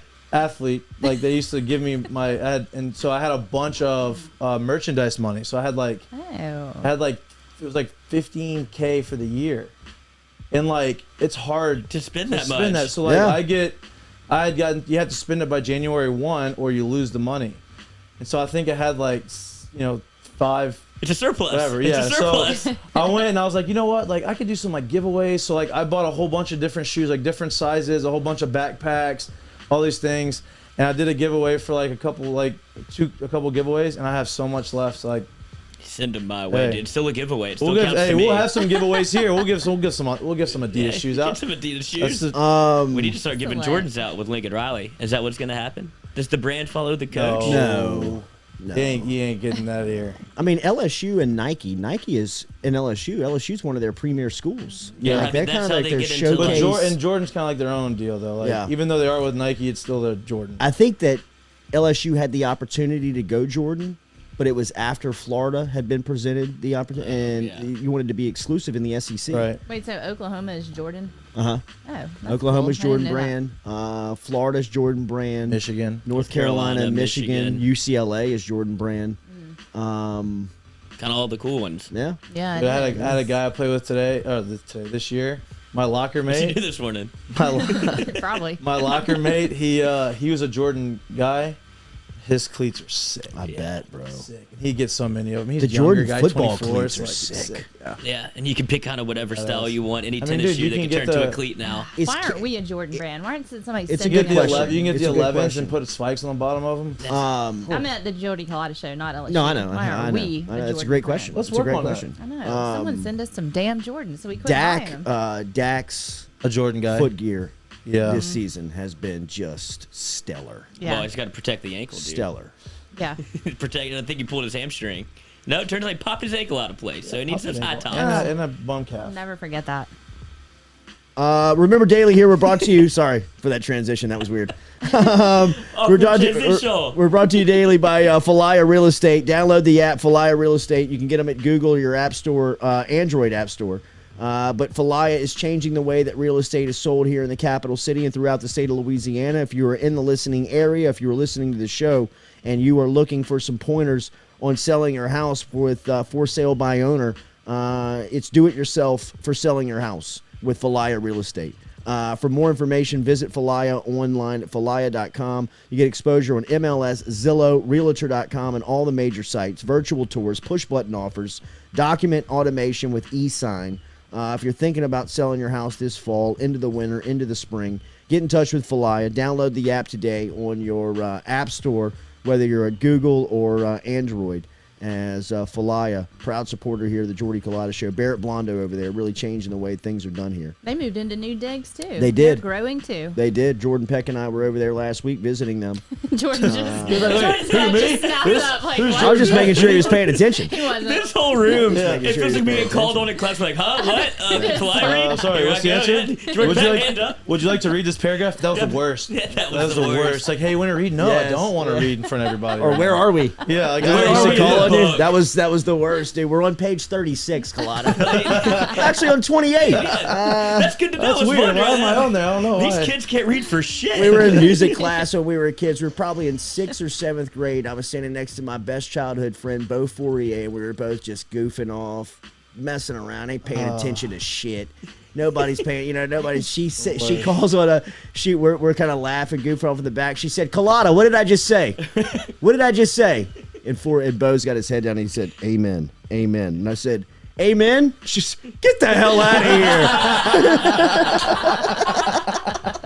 Amen.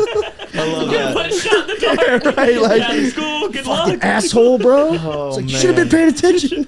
Wait, what's his last name? Bo Fourier. So you were, was it like C, D, E, F? So y'all were No, it was close Apple. together? I mean, it was music class. So I mean, we were just Just going- whatever you wanted. Yeah, just free reign. I mean, as soon as the Music door class. opened, and we were in the back corner. You know what I mean? Like way back corner, so nobody can see us, Think we talk can- to us. Like we can get away with everything back can here, smoke a bro. cigarette in here. Yeah, right.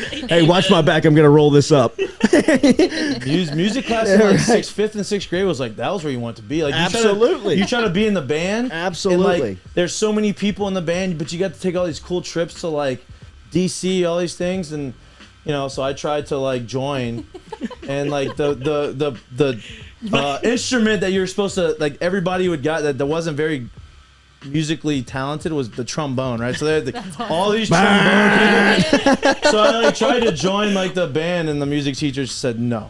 You're not. right, yeah. So you're not Stick even, with athletics. Wouldn't even let me join. Like I didn't even like Aw. try it. Just she knew I didn't That's really care. discrimination. Yeah, but she knew I didn't really want. I just wanted to go there for like. You didn't There was want- pretty girls. I was in 6th grade, and we get to travel and I didn't even get the opportunity. There was there was some athletics director, P coach, get fucking Monson Yeah, out of right. music class What and if get I- him on the field. What if I was like Right. some savant? You ever know? I know. A trombone definitely savant. not a I didn't Forget know- it. It'll take away from the time that we can work on throwing routes. Get out on the practice field, Montook. Don't you want to You've be a got no quarterback? future in music. I didn't know trombone was like the easy instrument. I didn't know either. either. But like I had no everybody idea. that went I didn't that would either. go and like I always have, thought like, that Ferris Bueller was trombone. promoting the clarinet. That He it. always kind Oh, of it's thought. hard. It's gonna be hard. I thought so clarinet, too, right? man. I think that's just I think anything with music is hard. I Yeah, think me reading too. music is Oh, hard. okay.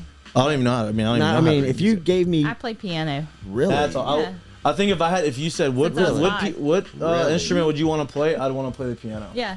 so you could play it today. It's like Yeah. riding a bike. Not exactly. When's I mean, the last I'm time you rusty. played your piano? I only play when nobody's around. Like if nobody's home, I'll sit down. So she and- can't play the piano. I like that. Like, That's either a true talent Like you're really that good for some reason. Like I'm some not people that really are good. really good, You you're kind of feel so embarrassed. comfortable how good You're you kind are. of embarrassed of how good you are, or you just I'm not embarrassed of how good I am. I'm not that good. but okay, my parents- or you just Play. I'm tell not everybody playing you've for been a taking long time. piano lessons since 5, and you start doing it. And everybody's like, "Are you sure?" Yeah, my parents. Then you have, didn't take really guitar forced it lessons? on me. Yeah, They well, forced me to play places, and I also hated that. my kid. Whenever I have kids, if I have Twinkle, kids, twinkle, I want kids. If it's possible to have kids, I will tell my kids will learn how to play an instrument. Like, Yeah, you should. think about That's it. a good thing. You go to a restaurant, you go to like some hotel, and like you're like, Oh, you want to be whatever, John Rice and like Plumley? you No go doubt. and you can just sit down on the piano and start playing, dude. Like I told Jordan, I That's was like, sick. bro, you think all the athletes, you think you're going to be the one kind of like at the bar scooping up all the women when you're like 17, 18, 19 years old. I was like, the ones they're going to be leaving with are the musicians. Yeah, they are. Yeah. You should learn how to play an Somebody played a instrument. guitar in you should learn college? how to play it. You should learn how to sing. He's like, no way, because we were choosing between fine arts, Right. whether he was going to do fine arts or music, and he was like, I'm not doing music. I was like, Yeah, he should. Brody, I don't know, man. Don't put. Would it I be don't guitar know. if he picked? He said if he picked, it'd be saxophone. Ooh, that's Okay. sick. Which I said, bro. Oh, let's give him a like, good day. I mean, you want to do a little duo, a little Yeah. father-son band? That is We can learn so- together. That would That be is cool. sick. I told him, I was like, bro, really if you're in, I'm in. Where did he get the saxophone I don't from? know. I think his little buddy plays like they rode. You know what? They rode the bus, and his buddy got off with like a kind of like the Little briefcase band bag. instrument. You know? Kind of cool. Yeah. I can see Lloyd walking into somewhere like a jazz bar and. You know, they say, hey, Lloyd, you want to play the flute? Like, oh, no, I didn't come prepared. Pulls out his own deal like Anchorman. and starts now that taking you it out. ask, Yeah. I guess I can. Like, oh, no, I didn't come prepared. Just pulls it out of his sleeve. Like, I'm ready. I'm ready. I'm ready. There is a fine line that the music people have to walk, right? There you don't is want a to be very the fine guy. line. Absolutely. Like you can't bring your own guitar. There has to be an You can't be organic nerdy guitar. music guy. Absolutely. You can't be, the nerdy first music guy out there that, hey, anybody want to sing out in the crowd? Yeah, in. me. I'm in. It You has- gotta be I mean, you pushed. kind of want your buddies being like, he can. Exactly. He Like, does- no, he's got it I pretty don't want good. to. No. Yeah. The understated, like, and The then you old get out humble, there. the old humble, Exactly. like, I know I'm good. Like but thinking in no, the back of my mind, if yeah. you bring me that microphone, I'm gonna light this room on fire. You know what I mean? But I'm not coming up to the stage. Get a bucket and a mop. Yeah, right. There was a guy in college who could play every Dave Matthews song, and when I Oh, tell wow. you, like, Wow, Okay. everybody satellite. would Okay. line Yeah. up Little to baby. go with this Right. guy. Who's I it gonna mean, be tonight? And he Yeah. could sing just like him too. Oh, my God.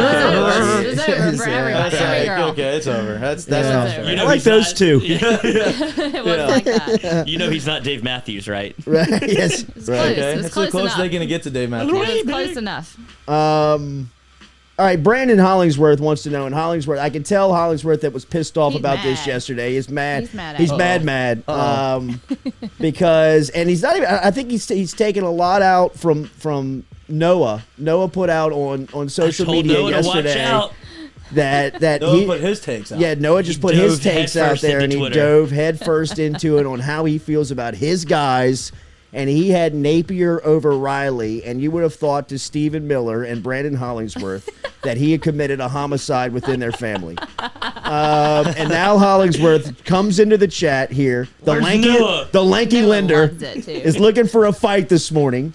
And he says, Jordy you saw- you Culotta should have seen goes Noah's. caps, hits me with the caps. You truly believe that Napier is a better candidate than Riley for LSU? ? Please explain.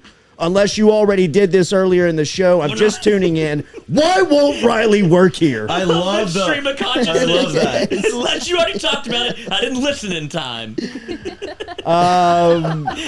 Brandon, we've I'm talked sorry. about this, That man. was me. I'm actually trying to Me and set Brandon. myself up to be Napier's Panamsky. Tell everybody. Oh man. That is Napier not 45. He's coming back. That is not true, bro. So look, man, the link. If you get Lincoln Riley, that is a great hire. Like that is a fantastic hire. But I do believe when you look at Lincoln Riley over the last 5 years at Oklahoma, you do wonder, shouldn't he be more successful? Like he's playing at an SEC school with SEC resources in a league that he has dominated over the past, since he's been there. And the inability to put a defense on the field with playing with just about as equal resources as far as facilities and money go, not recruiting ground, at Oklahoma compared to LSU. I just think Lincoln Riley should be a little bit better. I think if LSU gets him, they've made a great hire. They are offensively relevant tonight. Compared to Napier, I don't think that it's that black and white between Napier and Riley. And I understand that they've been playing at two totally different schools. But I think whoever you bring in out of those two, you're comfortable with the guy that you're handing over the responsibility to run the program. I'm picking nits when I'm talking about Lincoln Riley. I think he's a great football coach. I think that he's worth upwards of $12 million a year if that's going to be the number. I understand that you're going to have to break the bank and really show off and pay here for this job. And if Riley, demands $12 million, I'd be okay with it. I just think that there is a little bit of apprehension on Riley that you're going to immediately become reeling off these championships. I think you become offensively relevant tonight. I think that you would do that with Napier if you hired him. I wonder if they can bring in the right people to run the other side of the ball and put a defense on the field that is championship worthy compared to the offense every single year. I just hadn't seen that at Oklahoma. And, speaking in a bubble, speaking in a vacuum, speaking of last thing that I've seen from Lincoln Riley, wasn't that attractive? Those comments after the game, that mentality, the little bit of excuse making. I know that there was a part of him that was trying to protect his team because, the people in Waco were stampeding onto the field after a big win. But coming down to the tiebreaker and the coach code and all that stuff, that's not going to play well in Baton Rouge. That's not going to play well at LSU. I don't think that we can debate that, right? I mean, I think that you would argue you wouldn't argue that. That just, even if that's how you feel, don't put it into the microphone. Don't tell the public that. So I think if it was Napier and Riley side by side, yes, I would go with Riley just because of what he's accomplished, his experience level, the school that he's been at, his resume. But I'm not saying that it's, it's not as wide of a gap, in my opinion, as some people make it out to be. Look, if Lincoln Riley's the guy, LSU has knocked this thing out of the park. Right? You have taken another coach from a SEC school, made them weaker, gotten a guy that's really relevant, 38 years old. He's got more football in front of him than he's got behind him, and the football that he's got behind him has been very impressive. But I think that, if the finalists on this job are Lincoln Riley, Billy Napier, Matt Campbell, and Mel Tucker, or Jimbo Fisher, I don't know how you miss in that pool. Brandon's still coming at you in the comments. Oh, he didn't like it. Brandon, he didn't like your answer. We'll get Noah on here to answer for himself. Noah hops loves that he started this into too. Twitter. If Lincoln Riley walks in and says yes or no right now, what do you say? If Lincoln Riley says walks yes in You and have to say says, yes or no to me right now. You think? I would say yes. Okay. Yeah, I would take him. Yeah, I'm not. I like Lincoln Riley as a coach. I just don't know if I don't know if that's a real thing though. That's been my whole issue with the whole thing. It's like I don't know, and it feels like it's becoming more real, But I just don't know if that's just people throwing names out and trying to make it seem like it is. But if he's the head coach, everybody's gonna be happy with. Like nobody's gonna be like, oh man, Lincoln Riley stinks. But I think he's the best hire on the board, and that's what Scott Woodward goes right. for. If it's a real thing, yes, for sure. So you're now Lincoln Riley. Yes, I think he's always been. I didn't think that was a possibility. I thought Jimbo was who he was swinging at first, and he always had Lincoln in the back of his mind as a conversation. If you can convince Lincoln Riley to leave Oklahoma and come to LSU, you stop talking to everybody else and you do it. Right, and I like Napier. I like Napier for the simple fact I just didn't think Lincoln was a right. That's what I'm saying. If that's the biggest name on the board. If you can circle that thing and get him here. That's a massive win for Scott Woodward and LSU football. I think there have been tiers to this list. I think tier 1 was Jimbo Fisher, Mel Tucker, and probably Lincoln. And Lincoln Riley. Yeah.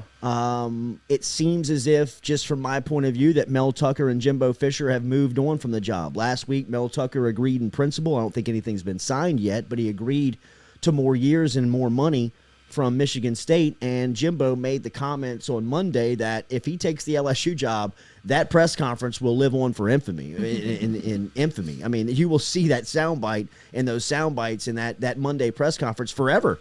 especially the weeks that LSU plays Texas A&M, and if Jimbo's leading LSU out of the tunnel rather than leading Texas A&M out of the tunnel, I mean, that will be just incredible talking points in leading up to the game.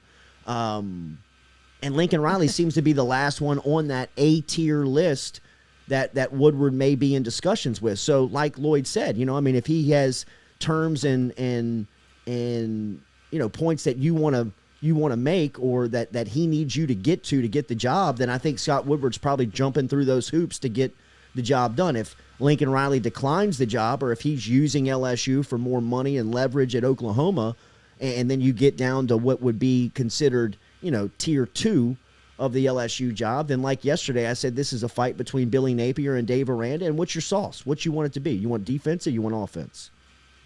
And as much as you think that I'm pushing for Napier and trying to be Panamsky, to Napier, which is crazy. I mean, if a coach ever hires a radio guy ever again in any situation, I mean, we're going to barbecue his ass, right? I mean, like, Will Wade wouldn't hire me. You know what I mean? Like, if Will Wade hired me, people should be like, yo, coach, what are you doing? Like, it's your responsibility to win basketball. What the hell does this guy know about winning basketball games?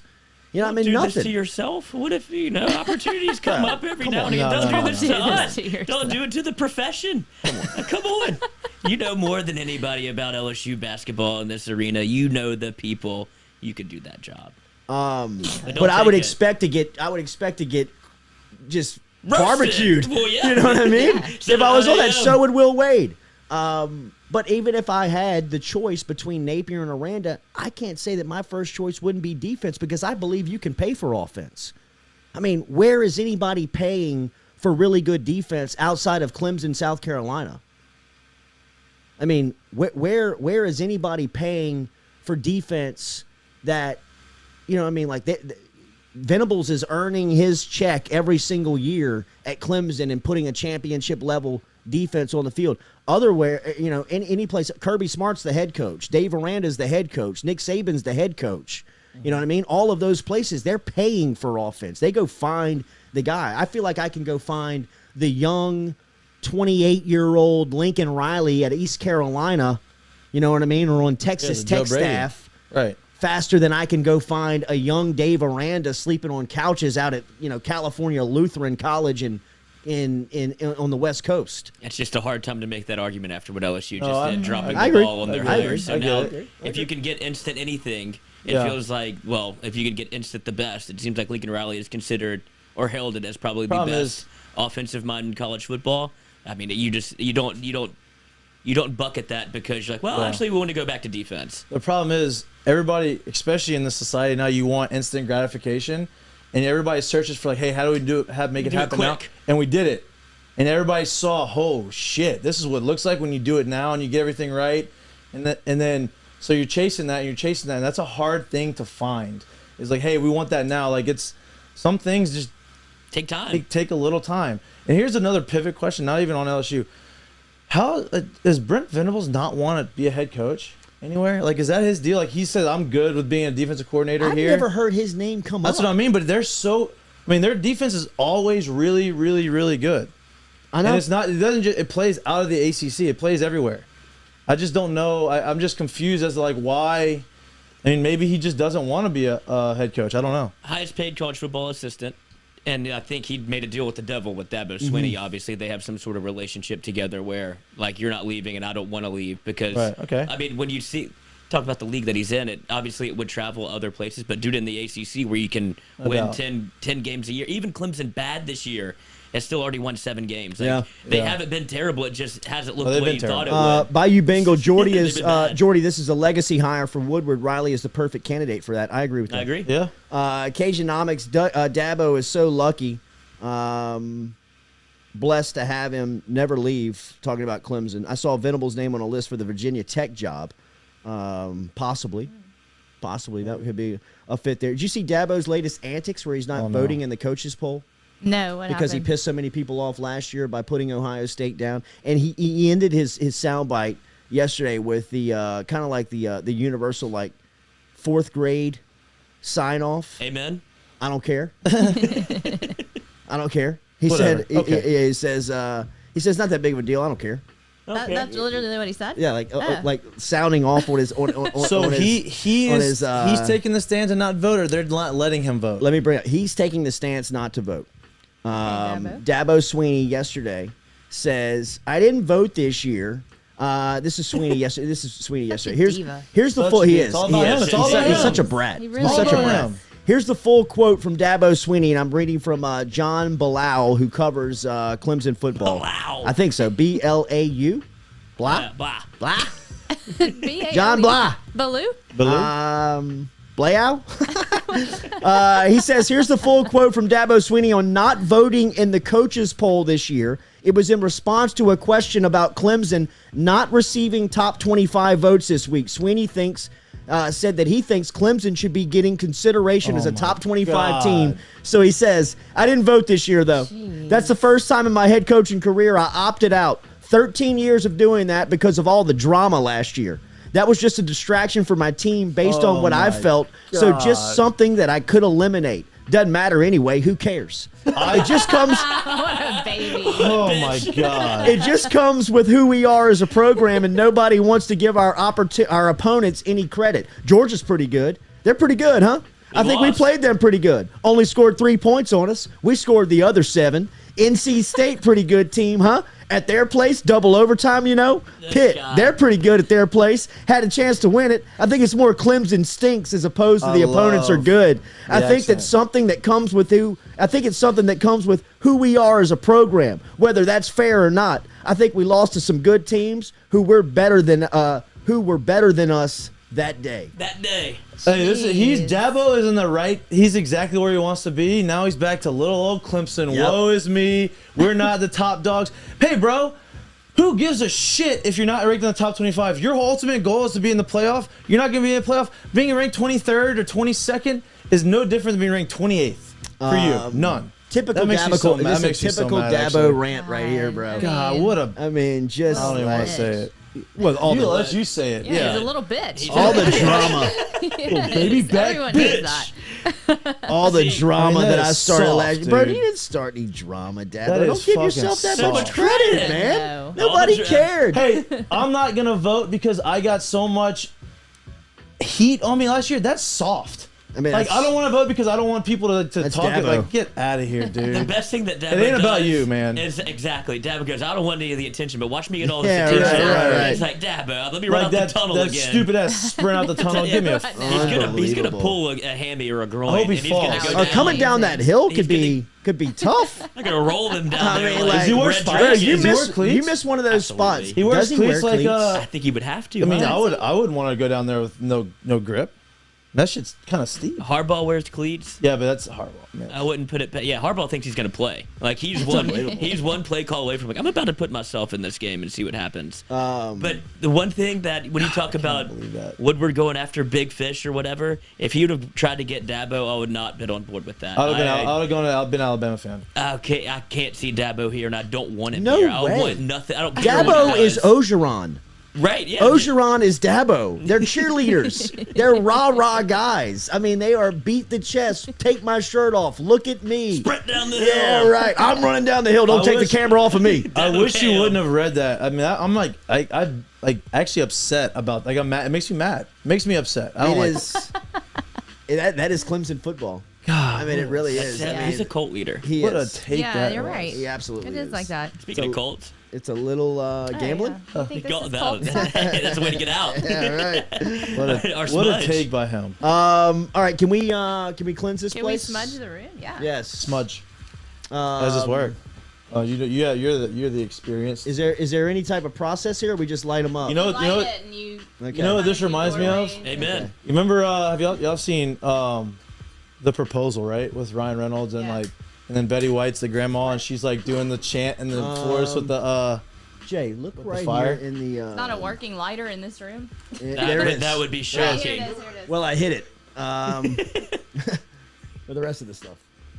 We got a lighter? Oh, All right, hang on. I'm grabbing got it. it. I'm grabbing it. we got it. We're smudging. working. We're It's smudging. We're smudging. smudging. We're It's smudging. We're smudging. smudging. Can we Got not? smoke. Can we not move? You Where probably there's smoke, should there's tell fire. people what we're doing. Well, we're cleansing the room because last Thursday People on think game this is day, on the day that the Ducks were set to make a playoff run, as soon as we were signing off, a bird flew into the studio, a small bird, and a listener, Mickey from Made our Scott Woodward poster. Mickey. Where's he from? North Carolina. Yeah, he's not. South He is Carolina, definitely from sorry if outside of the I got area. that wrong. Who actually made this great piece of memorabilia for art for the UDL. Sick piece. Also Oh, sent the smudge me again, sage smudge me again. and the Ooh. explanation Oh, okay. of I can smell it. Oh, Wow, it smells like, Yes. oh, it smells like a Smells like Catholic refreshing. church. It Oh does. yeah, we're getting incensed. It does. I'm incensed by the incense. Get in here. Good juju. Give me the good juju. Had a great idea for us to smudge the room and needed to do it with fresh sage. Is there like a chant we need to say or something? to get the smell Oh, out of chant? Is here, there like directions? to get the Oh, they vibes give you- out of they give you here. extra smudging. Yeah, I know. It's a lot. Wow, what does this do? You smoke that thing? What is Oh, that one. what is this? What is the wood? What is the wood planks? The What is wood, this? that's some kind of wood you burn for cleansing also. Okay. Wow. All right. We're very all clean. But we in here. have Katie, a smudge expert. It turns out she was a closet smudger, and she said, "We'll come in here and smudge the UDL." Interesting. We need it. Interesting. We smudge after we were about to leave. Cody Boudreaux with a $2 super chat donation says Dabo hates Dune. Did you know that the $2 super donation? doing- Brandon Hollingsworth hates Dune. Thank you, There Cody. we go. Thank you, Cody. Microtransactions. Yeah, the You won't get microtransactions. caught. His wife cut his legs out from under him on the super chats. She said you can't put as much money in there. I think she anymore. got the credit card bill last month and thought that he was doing something Something shady on a little YouTube. shady on the YouTube. What do we think about? What's this show you're spending $90 on? I know, It's right? Jordy. It can go either way. That's right. What do you think about LSU's going white tops, white lids? You know what, dude? They don't move it? That move the needle about for it. you? No, Whatever. it doesn't. It doesn't. Wait, I like Whatever. that. I don't care. I'm into that. I don't Wait, are care. y'all going to the game Saturday, by No. the way? Nobody is? I kind of think LSU's all whites are overrated. I won't be. It's not the all whites. you don't It's the like white, purple, white pants. I'm in on that. Those are great looking. That's the best one. Yeah, that's what they're doing. That's the best one. Yeah, I love the white helmets. I was surprised you poo-pooed them so quickly. Well, I Poo-poo. thought they were going all whites. No, the icy look you had to get rid of after, was it Ole Miss? Yes. Tyron Billy There's a Johnson hit mantra. the See? Superman. It's like, You we're can down read it, 30, Mikey. bro. Mikey's going to read our There's- mantra. There's a Transfer. mantra. There's a. Do we have to do the thing? Go ahead and do it. There's a mantra that we're supposed to read. Says, as the smoke gently drifts through the air, so do all worries and cares evaporate Hell back yeah. into source. I ask the sacred smoke to help me release all that is stagnant and stuck. Cleanse the space and raise the vibration of all that it touches. So shall it be. So shall it be. So shall it be. Absolutely. Boom. Get the Ducks back on their feet and back to the championship circle, won't you, Sage? Let's go. All right, who we betting, Lloyd? What are we betting tonight? By the way, the Golden State Warriors seem like they might be a lock in the NBA Bro. because they are. Oh my! back to Steph their Curry's ways, back bro. to like. What about Gary whoa. Payton Jr.? Yeah, Gary Payton Jr. is nasty. How does he have his dad didn't have bounce like that? No The way. Glove Jr. The glove, the I mean, mitten. he's got Vince Carter mitten. type hops, Whoa, well, bro. I know he's up there, but Bounces that's off the ground. yes, I agree. Like, There's nothing I more mean- fun to watching basketball than someone who can elevate and like elevate quick. And the whole crowd's waiting for them to do Yes. that. He's become Yeah. the lob guy. Like they can Yes. see him trailing, and they're like, "Where's Gary and Payton he Jr.?" looks small. Like he looks Well, that's Oh, no. he's perfect dunk height, Yeah, to yeah. where it looks cool every time. right. So that's why, and then you could see him kind of trailing, and you could see the crowd kind of stand up whenever he's back there, and they're always looking to lob. He's just it to him, he's and just like a yamming. he's just like a slasher, bro. He's like Andre Iguodala used to be before he went to Golden State and learned how to shoot threes. What's the official height on Gary Payton Jr.? Andre could sneaky dunk with the Sixers. Iguodala? Sneaky. Yeah. That's what he was known for. No, was that's a what I'm big saying. time He dunker was a high early flyer. on. He turned into a defender at Yes. his old age. There's people that don't know Right, about right, right, Sixers right. Iguodala and the silk jerseys, where he I was a love. high He was flyer. one of my favorite players He because was. he was super. He's a freak athlete, and then he went to 6'3". Golden State. Yes, yes. Perfect dunk That's, height. that's small. Yeah, it's small for the NBA, but yeah. I mean, Iguodala was a championship MVP. He was a Finals MVP. Yeah. Yeah, I mean that's a. Hey, you That know what? was. He I gave mean, credit when he learned how to He shoot. held LeBron to 35 points a game and got Hey. he got the MVP for it. Hey, man. Hey, Anyway, when get he it how got- you live. If you go look at his numbers, though, when he got to Golden State, he learned how to shoot threes. So there was a sleep doctor came talk to us in Tampa, and she used to work with Golden State, and she was telling us, and he actually I think said it. He credited her and not being able to sleep and learning how to sleep and getting full rest on becoming a better 3-point shooter. Now, I don't know if that was like the deal, but like, hey, for her. Yeah, she definitely used it for us. Wow, I love that. Yeah. Daniel Glenn, Venables looks like a tweaker. I mean, he tapes the still doing fingers. it. He paints the nails. Yeah. He's all in on whatever little cult they're running down there. He's all in. He'll Go never talk to leave- Brent. Yeah, he'll never leave Clemson. No, I don't There's think no so way. either. I don't think so Do you think either. he'll be coach in waiting? Is that why? I don't know. You know what? I at think that he's point, out when Brody, you Dabo's want out. it? I didn't know Clemson was as good as they are right now. I thought they stunk. They do stink. They do, bro. But They're in a no, stinky conference. But they've still won 7 games. Yeah, in a stinky I conference. thought they were like 4-6. The only people that Yeah, are worth they anything in would the be in the conference they've SEC. lost. Yeah, I'm just saying. I thought they were even that bad because when you look at DJ Ugalele's stats, they've been terrible. So I just assumed that how that team with the quarterback had gone, and it's not the case. They've won some games because that's the game I was looking at for Bro, I gambling mean, they purposes. got talent. I mean, Yeah. people are probably They looking recruit. at them like, What's going on? yeah, like how in the Well, hell LSU is that feel. happening? Well, they need a new offensive coordinator, I guess. I don't even know who their offensive coordinator is. Not either. Wait, are y'all going to the game or not? I never Oh, no. figured out y'all's I'm answers. not. Saturday? Yeah. I don't know at the 8 o'clock kickoff. Yeah, it is so late. That's true. I don't know, man. I'm gonna Wait, just. it's 8 o'clock? Is it 8? Yeah, it's 8. Yeah, it is. It's Okay. 8. It's Okay. 8. It's 8. Are you going? I don't see why I wouldn't. I like I'm it. gonna, Well, do, after, I'm gonna do something at the house. Maybe have some. Maybe if nobody goes, maybe there I can you get everybody at the go. house. Oh, Okay, look at this I guy. thought you I'll just host got this- the idea right All there. right. I mean, that's usually how it works. Yeah, And Allie's probably listening like, oh she's shit. like, thanks a right. lot. cleaning up, you get a Yeah, smudge we my don't really house. have nothing going on, so why not? Yeah, maybe. She's like, yes, you do. We have Get things the going You on. gotta get the Christmas We're decorations laying around in done. our That may be- pajamas, for that God's may go up sakes. tonight. That may go up today. Christmas Oh, decorations may wow. be going up today. Okay. Did you hire somebody? For the outdoor lights, I will not be doing those by myself. Good- but the good call. indoor stuff, Good we're call. doing. And the Courtney family may need to take a break from the old Tiger section, the LSU games Yeah. after the peanut debacle. That was Ooh, yeah, so the dumb. peanut I allergy. forgot That to was tell so you, dumb. he flicked us off. No, he did not. Katie, I forgot to mention this, and that was really the tipping point. Is So- this his season tickets? No. Is he going to be back? No, You're they're all like kidding. we are where we sit. Like it kind of rotates around us, but we are 4 that have held strong in our section. 300 seats, row 52. Come get us. Like we're there every Saturday. But people around us, like they sell those tickets off quite a bit. And this is the first time we've ran into Allergy Man.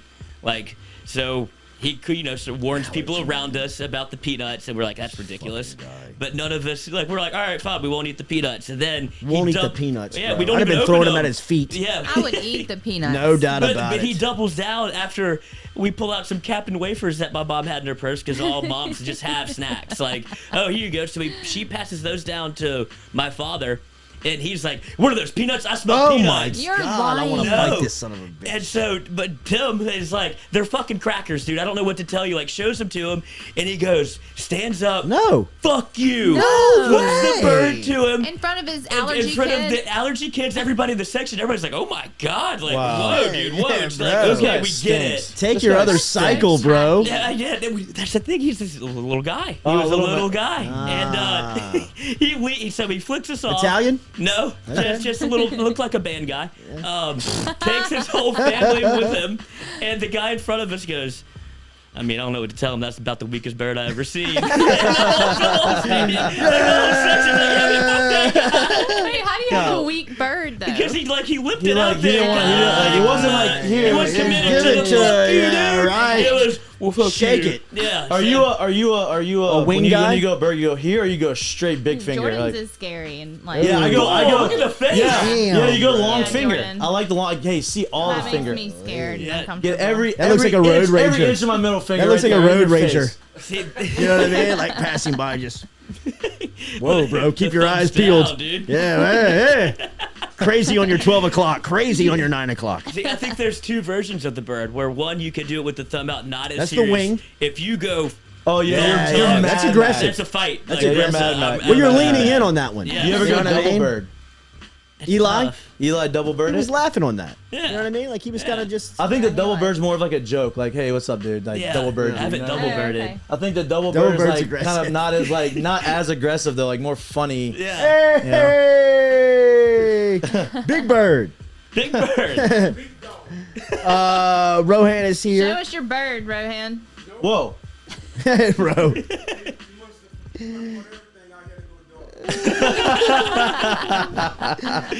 Rose about to get some curls in right now, I think. Yeah, you're going to catch a little lift. Out there. What we betting on tonight? That's why I brought up Clemson. I feel like I'm not betting tonight, but I was looking at the board for college football Saturday, and I feel like this Wake Forest catching points at Clemson plus 4.5 is an absolute stinker of a line. So it makes me think that Clemson might have something going here, because Wake Forest coming off their first loss against North Carolina, top 10, where they looked great. Like it was a back and forth battle. North Carolina's not bad, but for them to be catching 4.5 going into Clemson, smells like Vegas has a little rat line out there for the people to take. So, kind of like the Monday night game. Yeah. That's my brain thinking yeah. like this, dude. Yeah. Like 3.5, and you have the Rams that have won 7 games against the Niners who haven't looked good. They tried to give points away there, and they tricked people in at only 3.5. Yeah. I think they're doing the same thing with this Clemson Wake Forest line. Okay, so you like Clemson, even though I don't like Clemson. Right. They're making me take Clemson. Yep. Who's the Thursday night NFL game? Do we know? I'm about to find out. Just take some time We obviously are going to start talking about gambling here on the Jordy Culotta Show, just with the obviously it being legalized here in Louisiana, and with that gambling money coming in, we want to have some programming built around this every single day, and we want your action. We want your interaction. We're going to call the segment "What's the Bet?" If anything jumps out to you, NBA, college basketball, as college basketball is starting to hit and plays every night. Let us know. Obviously, the NFL and college football will be on front page here. If anything jumps out, let us know. But what's the bet? Lloyd will talk about it every day here on the Jordy Culotta Show, and we'll preview some of the numbers that may be jumping out. We'll turn you in from a degenerate into a junkie here on the Jordy Culotta Show. Absolutely, yes, indeed. Hook us up. What took us so long to come up with Lloyd doing a betting segment? Well, I'd like to get hot first. I'd like to be good at it before I do it. No, it's better when you're not good at it. It's better when you're. Think of all the people who are good. They all stink at betting. Right, and I don't know what I'm doing at all. So you talk Thursday night. That's how I do it, because nobody really knows what they're doing. I do gamble a lot, but it's unfortunate that I'm bad at it. It's like pay-per-view in my mind. Like, I would rather pay to watch these games because the entertainment value goes up so much. Opportunity cost. Absolutely. Sunk cost, essentially. But Thursday night, New England, Atlanta. New England giving up 6.5 at Atlanta is a Thursday night game. Okay. I mean, the Patriots are hot. I'll take Patriots 6.5. Mac Jones right now. Mac Jones looks good. They're hot. Defense is locked down. He may have gotten Baker Mayfield played out of a contract last weekend in the way that they played head-to-head. Would you take Baker in New Orleans? No. Wow. Quick no. Okay. Not with the people on the market. I mean, if we're talking about Russell Wilson, Aaron Rodgers, or Baker Mayfield. Let's say those guys sign back or whatever. If Baker Mayfield's on the market and those guys aren't available, I would take Baker. Baker over Jameis. I'm betting on Sean. I'm just betting on Sean Payton. I'm not saying Baker. I'm worried about Sean. I'm just betting on Sean Payton because, I mean, he's made Trevor Siemian look pretty good. And you get Baker's got a big enough arm to stretch the field. You know what? There's a quarterback standing in the doorway. We're going to talk to him about that. You might know.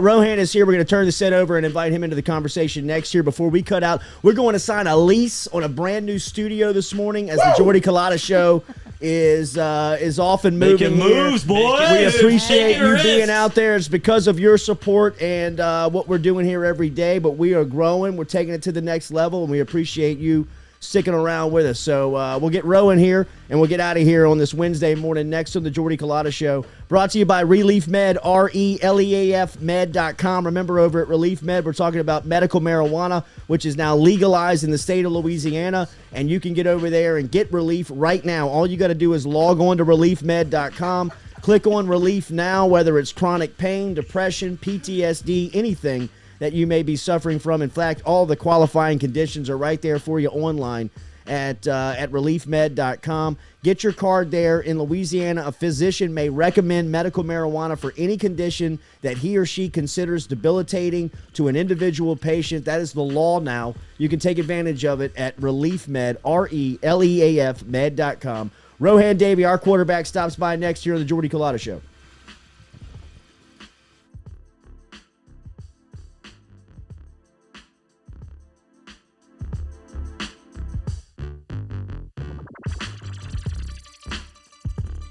Papa Earl's, the fine spice, originating right down here in South Louisiana by our guy Mark Pop Norman. Developed it back in 2018 and won Amazon's Newcomer of the Year in 2019. They pride themselves in having 30% less salt and sodium than the leading brands at the same price point. You can find them locally. Look for Papa Earl's at Rouse's, Calandro's, Mathern's, High Neighbor, and more.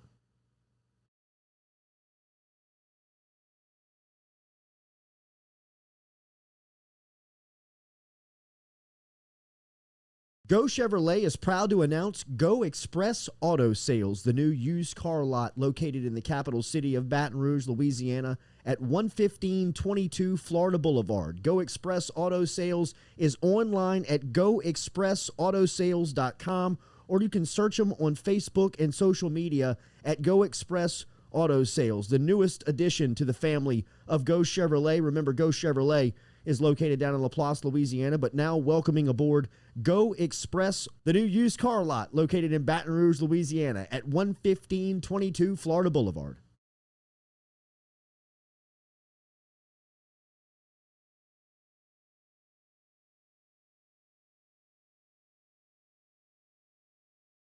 True Blue Water, true hydration at its finest.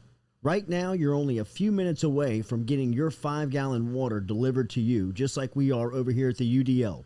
All you got to do is log on to truebluewater.com. That's TRU, bluewater.com. The website's fantastic over at truebluewater.com. You can get your service and find out how quick it is. You can schedule a delivery, even hop on the billing system right there at truebluewater.com. TRU, bluewater.com.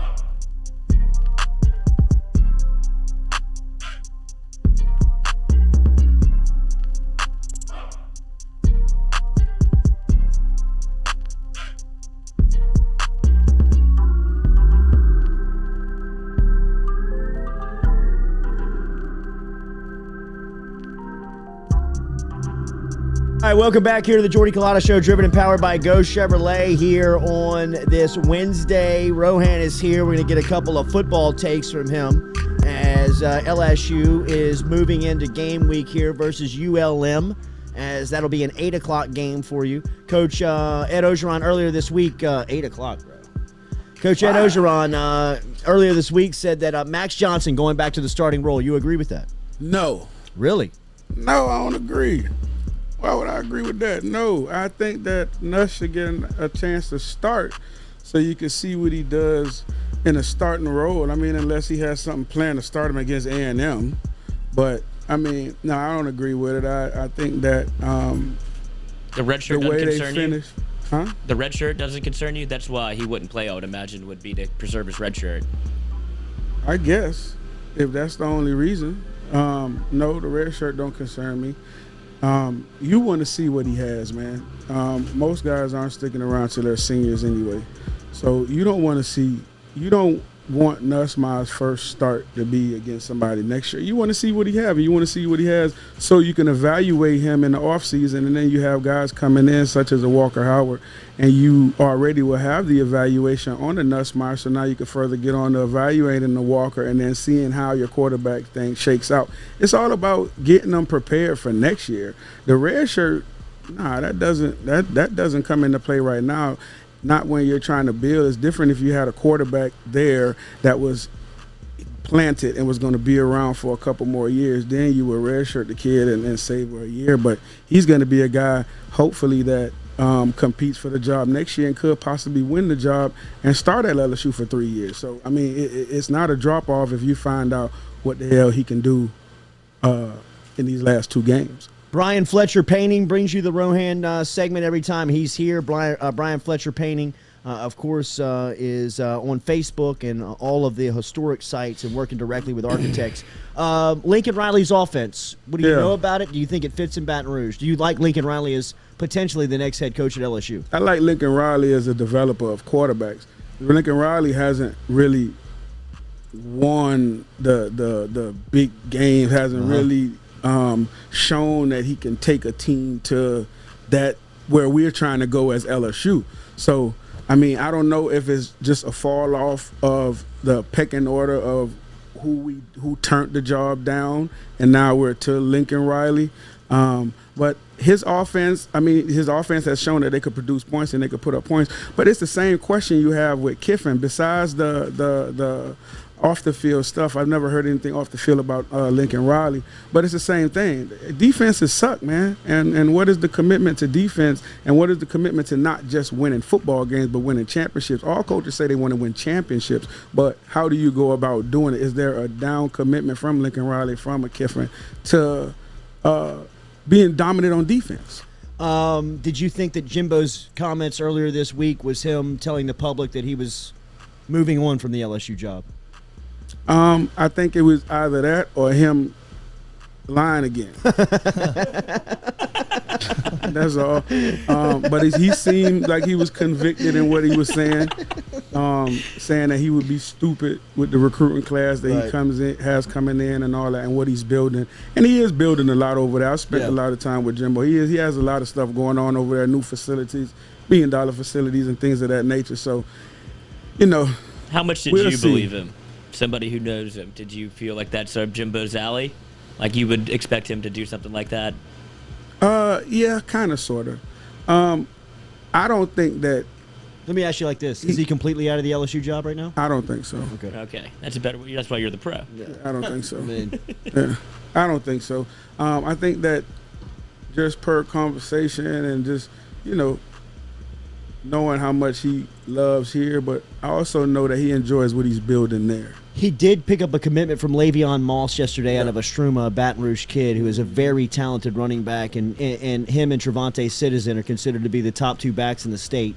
What do you know about Moss? And I've heard from a lot of people around his inner circle that it might be best for him to get out of Baton Rouge, to go somewhere else. I mean, when you come out of the areas in Baton Rouge, there's some really bad areas in Baton Rouge, and unfortunately, you get into things, neighborhood things, as teenagers and kids growing up, whether it's jealousy or whatever it may be. I think we've all, we've all probably experienced that in some way.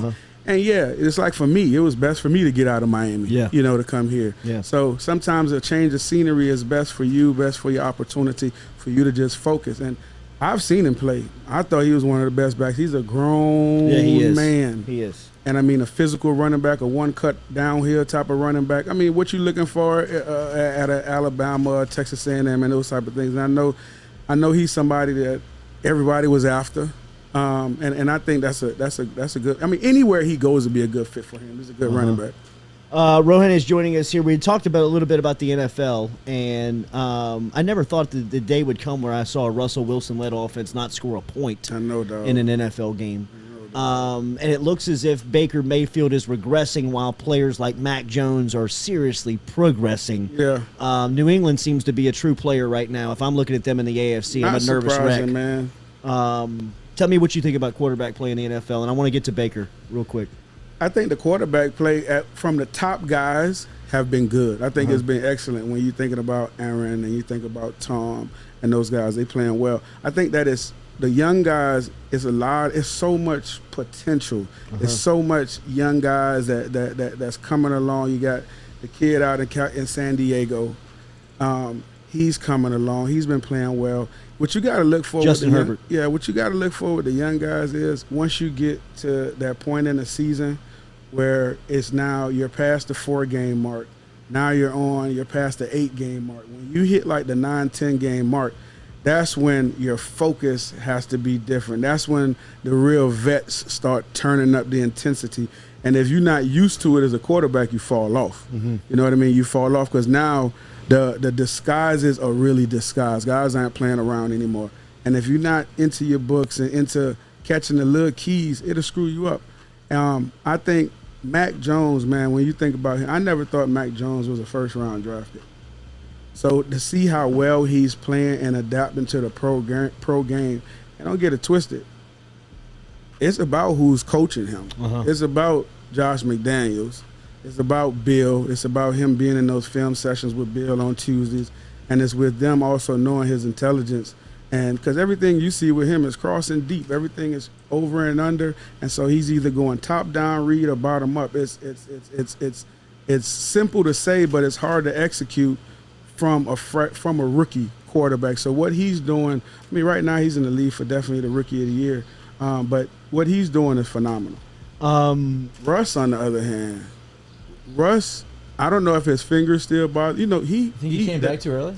I think he may have, man. I think he may have came back too early. What's interesting about that is Russ, his finger, the injury he had on his finger, I had that same injury when I got out of when I finished playing. I was in arena ball, and the same tape job he had on his finger is the same tape job I had on my finger for like 6 weeks that he played with the other night. It's very hard to feel the ball. It's grip hard. it. It's hard to grip it, and when Grip it and rip your it. trajectory Yeah. on it, it's just the feel of it. Yeah. You can't feel. So when I saw a lot of his balls high, Yeah, he just had no grip no on it. feel for it, no feel of the ball, and I don't know what the temperature was, but that comes into play. You know what I mean? Yeah. So it was a tough night for him, man. Could Baker Mayfield be made a championship-level quarterback with a coach like Sean Payton, in your opinion, or is he too far gone as a quarterback where he's just a middle-tier player? I think that right now Baker is a middle tier player, but man, the swagger has to be tamed. Uh-huh. You know what I mean? Yeah. Like for me, the swagger had to be. I don't know if for Sean Got Payton, sweatbands on as an offensive lineman. That's what I'm saying. Yeah, right. All Just that go out guy- there and play, bro. Just play. Yeah. All that's got to be tamed, and he has to understand. Like, you know, to play quarterback, the one thing you have to do to play quarterback, you have to move the sticks. Like that's the picking up first downs. Everybody like the highlight plays and the big plays, but the big plays is the wow factors. That's you only trying to hit 2, 3, 4 explosive plays a game. You know what I mean? It's the routine plays, and you know this, the routine plays is what, as a quarterback, you got to make the 10-yard out. You got to hit the 10-yard digs and stuff like that. And those are the plays that he hits them well early, but as the game goes on and the game gets revved up and the stakes get higher, he forgets about those and he misses those. That's the same problem happening with Tua Tagovailoa in Miami. He's the same way. He's thinking so much about big, where the small plays that continue to move the sticks, that pick up first downs, that keep the defense off the field, keep them rested so they're not coming back out after they've just gone through an 11-play drive. Those are the little things that the middle-tier quarterbacks, as you put it, aren't doing well in the NFL. Yeah. Which is kind of crazy because in Alabama, Tua was known for throwing the balls underneath and short and didn't really throw the ball deep. And it's kind of like flipped. I don't know if it's Feeling his way that of pressure like as a if he first needs round to pick. do that. Yeah. Reading the clippings, saying Yeah. he's underperforming, and then you got Justin Herbert who can just flick his wrist and throw it out of the stadium. And it's all those okay, things. though. I know. Well, Okay. then you have Matthew Stafford go through the same thing when Odell got there. The first day, it feels like he forced him the football a couple times and then throws an untimely pick. It feels like when you have that, it's in their head a little bit of like, all right, when you get Odell, I have to throw it deep, or I'm a rookie, like I need to show that I can make that splash play. Yeah, and if no you're doubt. Baker, he's reading everything. Like there's no doubt that You know, he you sees would everything think about that him. as these guys progress and as you mature in the league and quarterback, then you will come down and you'll make some of those routine plays. But some guys, man, that's just who you are. You know, look at Brett Favre. Brett Favre ain't never he never calmed down, and he's one of the greatest quarterbacks of all time, fitting it into small holes. So that's just part of your mentality sometimes.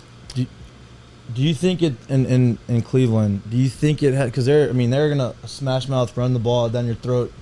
Do you think that the scheme, obviously, anytime you have a good running game, it helps. Yeah. But do you think like the scheme in the passing game is to blame, or is it? Do you think a mix of both, or do you think that it's mostly all Baker? Well, you know, you can't say like the scheme in the passing game because they've been successful doing it and throwing it. He's been successful. It was a time when everybody thought that they was going to be Super Bowl contenders. Right. You know, so for me, it has to be something to do with the continuity.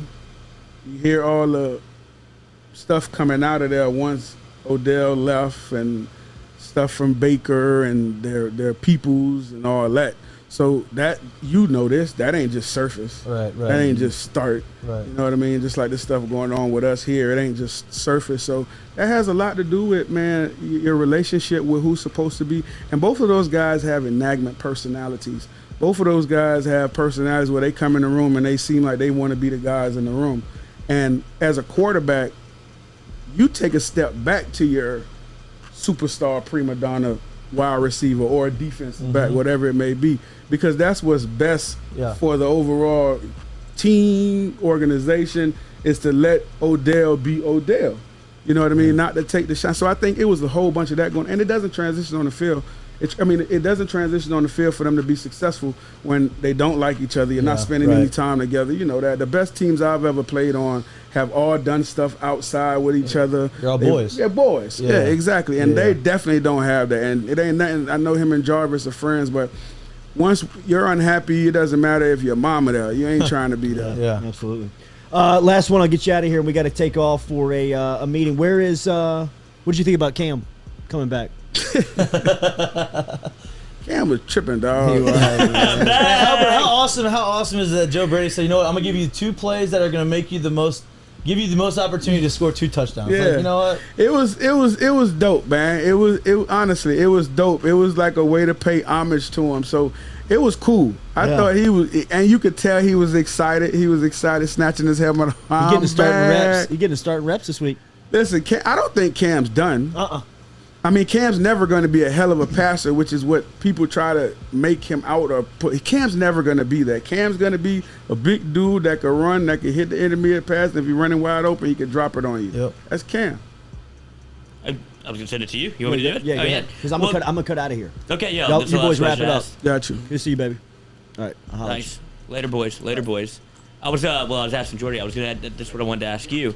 You've been kind of on the quarterback carousel before, being pulled and being put in and inserted in games wherever you never really felt like you got into a rhythm. What's the dynamic between Max Johnson and Garrett Nussmeier, not only at practice this week, but going through each quarterback's head individually as to what are we going to do? Yeah, that's why you got to have certain people managing quarterbacks. You got to have coaches that know how to handle those situations, because now you have a Nussmeier who finishes the game, tried to win the football game. I'm sure he's thinking, next week I'm starting. And you come out and say that. Now he's thinking, well, what do I have to do? I finished the game. Max is like, I just played a handful of snaps, and I'm going back and starting. So now it's, how are we going to do the reps in practice? Is Nussmeier going to play more? Is Max going to play more? It's all those things that come into play now. And now everyone's looking over their shoulder, which is what you don't want. You can't play your best. That's why I said last week, in order for one to be successful, you don't give them series. You give them a half or give them a quarter, so they know, hey, I'm not just going to get yanked if I don't make the right check or if I don't go the right place with the football. Which is not a good place to be. Hell no. That is a bad place to be. No, just imagine, in your situation, you're a batter. Man, if I don't get a hit my bat, I'm out. Like, what the hell? You're not going to play. I'm not supposed to get a hit every time. That's exactly right. You know? And you may go out there like I had before in the past, where the first player's a handoff and you lose 5 yards. Now it's 2nd and 15. Everybody know we throwing the football. And I ain't throwing one yet. And I ain't throwing a ball yet in the game. Right. Now it's 3rd down. I get perfect example. My first time playing was at Auburn. Auburn at home. I think my red shirt, sophomore year red shirt, I don't even remember. I played 3 snaps. We got a kick off. The booty played, and I started the game. They didn't know who was going to start. It was a BS start. Let's be honest. It was a start to say, okay, you're going to start because this is what people have been asking for, and it's not going to be favorable, and then we're going to yank you. Yeah, put you in a bad spot. Yeah, so they kicked the ball off. First of all, we drive, we get it like at the 10. Put me out there, we hand it off, we lose 5. Yeah. We do another one. We're trying to run a little boot, blows the end up, blows me up. We like on the 3. We got 5. It's on the 5 yard. You got 3rd and 17. Right. Hey, we need you right here, man. Let's go. That's what I'm saying. So, and then we out, and that was it. So, but the whole time I'm like, man, I got to complete this 3rd and 17. Right. You know what I'm saying? And that's how you're trying to force it in there because you want to keep playing. That's how these guys are thinking. When you don't have an opportunity to continue to roll. If they know, hey, I'm getting a half, it's not that much. I'm looking over my shoulder. You know what I mean? And that's the thing you want to take away from them guys, is just the inability for them to sit there and be like, if I do this one thing, I'm getting yanked. Yeah. And it's terrible. That's a bad place. That's not what you want. and I'm surprised. I'm not surprised, but I feel like everybody wanted to see Nussmeier last weekend, and so you got that heavy dose. And even when you go back and look at what Coach O said, it seemed like he said ride the hot hand, but it seemed like he really wanted to get Nussmeier in. That was another. And it wasn't. I mean, Nussmeier he made splash plays, but he didn't do anything that necessarily you wanted to keep him in the game for. What he did was he generated energy. It did, absolutely, and throughout the entire team. And when you can do that, when a quarterback could come in and affect the team like that, even if he's not playing his greatest, you're going to get the maximum effort out of everybody else, though. And that's what his greatest thing was. Everybody was excited about him coming in. And he showed flashes. He showed flashes, and then he showed the other side of it, which is we knew that. We knew what we were going to get from him. Well, he showed exactly what we saw in his time that he played. Correct. Like he played the sparing, the few plays that he's played throughout the course of the year. Like that's what he brings to the table. This guy can he can do some things that Max doesn't look like he can do, but he's also he's exciting, but he's not efficient with it. And you're like, damn, but what could happen? That's kind of exactly what the game was. Correct. Talk about getting behind the sticks. He can do that quick. Correct. It's the potential. It's the potential of what could happen with him. And I think at any point he could have made up, and he did. At any point he could have made a play to win it, or make a play to lose it. And that's what you're going to get from him right now. And it's up to. That's why you need coaches that understand where he is in his maturity and maturation, and work with that. You can't give him, because the thing about it is certain things you just can't give him right now. Right. You got to curtail him a little bit. You can't give him everything, because if you give him this and he gets out here, it's problems. So his maturity, he's going to get better at that, hopefully, unless that's just his mentality. Coaching is the biggest thing for a quarterback. Yes. Especially a young guy. It's like, hey man, there's only so much. You actually need some help, putting you in the right spots, you can talk more about this, but I can't stand watching offense get in there 3-4 wide sets and look to the sidelines and don't see anybody in motion, don't have any type. I'm like, hey, what do you want this guy to do? Right. This guy's sitting here getting the play. What do you think the defense is doing? Right. You don't think they're looking, getting the play too? Oh, they're out moving. So this guy doesn't know if we're in man or zone. We can. It's like, what are we doing? Oh yeah, you got to give when Florida. I think the first time I saw this was at Florida, when the whole card bit and the signals. Yeah. When everybody looking to the sideline. That to me took away from so much of the game, because now it doesn't force the quarterback to think through the process. Right. You know what I mean? Usually you get to play, think through the process. You may have a check with me, green, blue check, green run, sky's blue, we gonna pass it. And now you look into the sideline and they telling you what to run, instead of you going out there seeing the front, seeing the alignment, and okay, blue, blue, blue, green, green, green, whatever it is, and go with it. And that what you talk about, that takes away a lot, man, from just the operational standpoint, from the thinking side of it for the quarterbacks. And that's why I think a lot of college quarterbacks, when they come out of that system and go to the league, because the league ain't doing that. No. You have to be able to call the checks. You have to be able to call the protections. Exactly, you have to know everything. Yeah, for sure. Now they in your headset, but that cuts off. 15. You know what I mean? That cuts off. So now you have to go and think. So that's one of the things I would get rid of or minimize. Looking to the sideline and all that. And then the motion part you talk about, I have no idea. Yeah, I mean, am I wrong if I was saying that? What? Every team doesn't move motion. It's the easiest. First of all, it's the easiest thing and the first thing that a quarterback would identify with immediately. Yeah. Moving with a man. Zone. Yeah, it's simple. Right. They flipping, they rolling, they rocking. You see it. Changing cadences and seeing guy coming. What are we not? Why? That's like elementary. That's like high school stuff. That's install. No doubt. You know? No doubt. False cadences. You know what I'm saying? Get them moving. See what they're doing. Well, you saw the Niners do it against the Rams on Monday Night Football, where they were moving. He forgot a motion. They were motioning so much he forgot to move the fullback back on a sweep. New England do it every play. Every play. Every play. It's easy tells like that helps you. Every play. Look, it's little cheat codes. Yeah, you move guys you put a receiver in the backfield, move him, put the running back out, easy. And you say, okay, well this guy didn't move. Well, matchup. Now he's out. Like the linebacker's got to cover the running back, and he didn't move, and the linebacker's on the inside. The running back's going out. He's already put himself in a position to be open. And now you got a linebacker on a receiver in the backfield. Right. Now you got a mismatch. Yeah, it's kind of like a catcher in baseball. Catcher's like the quarterback in baseball. In college, they don't call their own games, right? The pitching coach or the manager, whoever calls the game, which is fine. But at some point, you have to let your catcher, if he's your guy, call the game, because when he gets the pro ball, he's calling the game. Yeah. So he has to understand, okay, how's my chemistry with the pitcher? What does he like to do? What do I like to do? What's the situation? What's working today? And yes, and you have to be able to have that. And if you don't have that going into pro ball, like, that's a big learning curve. Damn.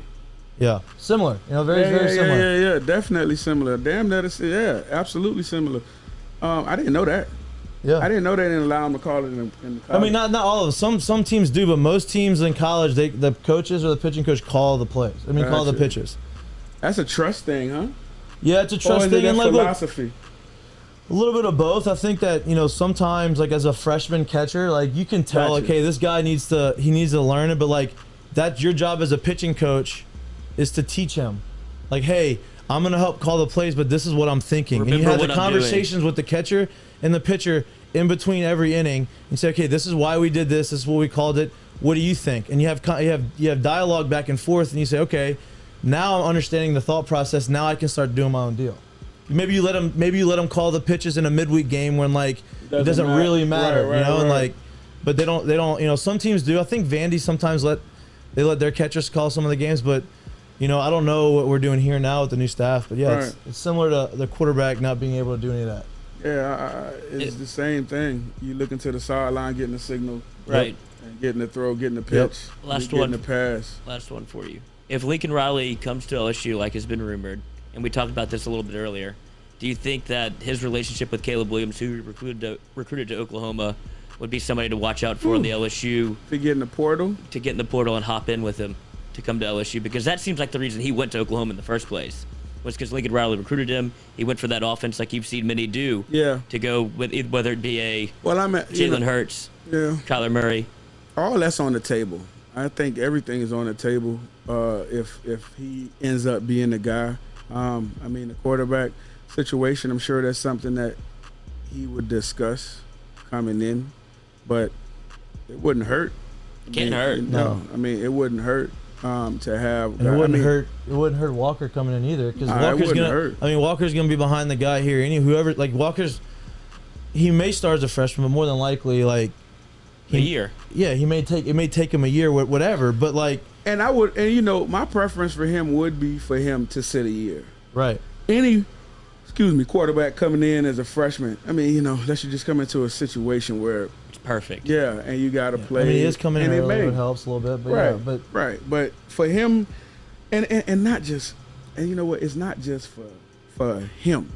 It's for the whole. Yeah. The whole, because you want a guy coming in to sit.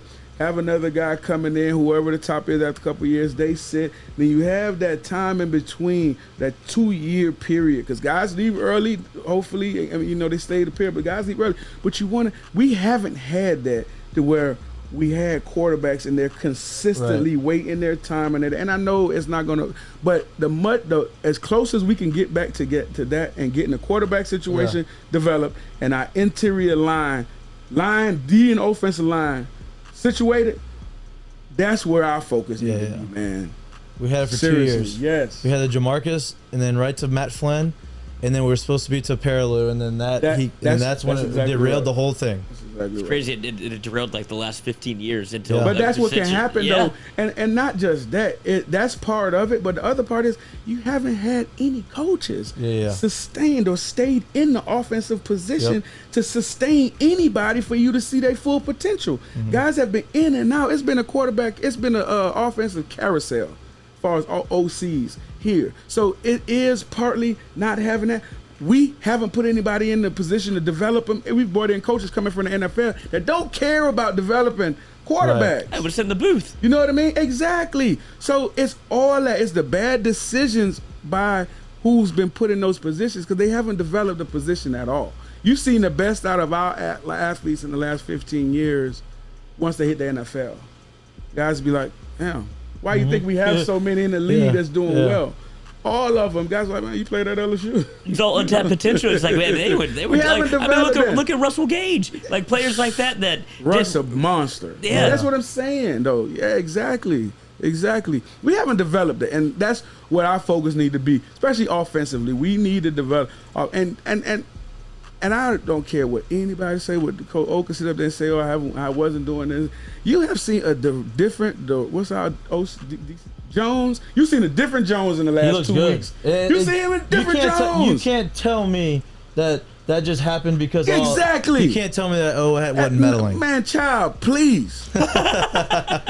Child, please. He big. Yes, it's clear. You don't see that much discrepancy in blitzes in 2 games. It's not even the same person calling. It looks like it looks like you went from a whole different coordinator from the last 2 weeks to the previous. It looks like they brought in a whole different person. It looks like the Ravens defense a little bit, like what they did in Baltimore, because he came from Baltimore, right? His linebackers guy in Baltimore. It's unbelievable the difference. It's like night and day, dude. Yep. And with not even the talent that started the season. I mean, imagine second, third stringers. That's what I'm saying. Imagine seeing that defense against UCLA. Like the season is different. It's unbelievable. Like, I'm so mad that he didn't just drop his nuts and just what you hired me run for with it from the beginning like that. Because I have been hearing that. I have been hearing that he's not doing what he want to do and interference and all this and all this. I've been hearing that since the beginning of the season. So I believe it. And now seeing the proof after these last 2 weeks, man, get out of here. Yeah. And guys even look like they like playing that style better. They're free. Free. You ain't got to think so much if you're just going to run zero. Like, I got man outside, we're blitzing. And if you get beat deep, you get beat deep. But at least you know what you're doing. And it looks like it's the right defense for Mike Jones too. Yeah, he can run. Yep. Use that athleticism. They've been wondering where he's been and all this and all this. There he is. Yep. Did Durante coach himself into way of a conversation of staying at LSU? I don't think so. I mean, I think he gets an interview. I don't know think if he should get an interview. I don't think he stays though. Because if this is his defense, man, I know. Look, honestly, if Lincoln Riley comes, he would want to look. That's what I mean. So if Lincoln Riley comes, he's not a defensive guy. He doesn't He ain't bringing nobody Scott's from that damn place. That guy over no, here. he ain't bringing none of them. But we'll take maybe who. The Grinch? Man, he can't bring nobody off that defensive staff. Well, he can't bring no GAs, nothing. Right. Clean the house. Right. But there's conversations about if they would want Oklahoma's defensive coordinator to come with them. First-year guy he's under Ohio State's defensive coordinator. He co-DC'd there. No. And that's what, but would that be a hang-up if Lincoln Riley says, I want to bring in my guy, would you tell him no? No. Because I would let him. Hey, you can go interview and maybe have a say in it, but you ain't bringing that guy. Bring somebody else, maybe.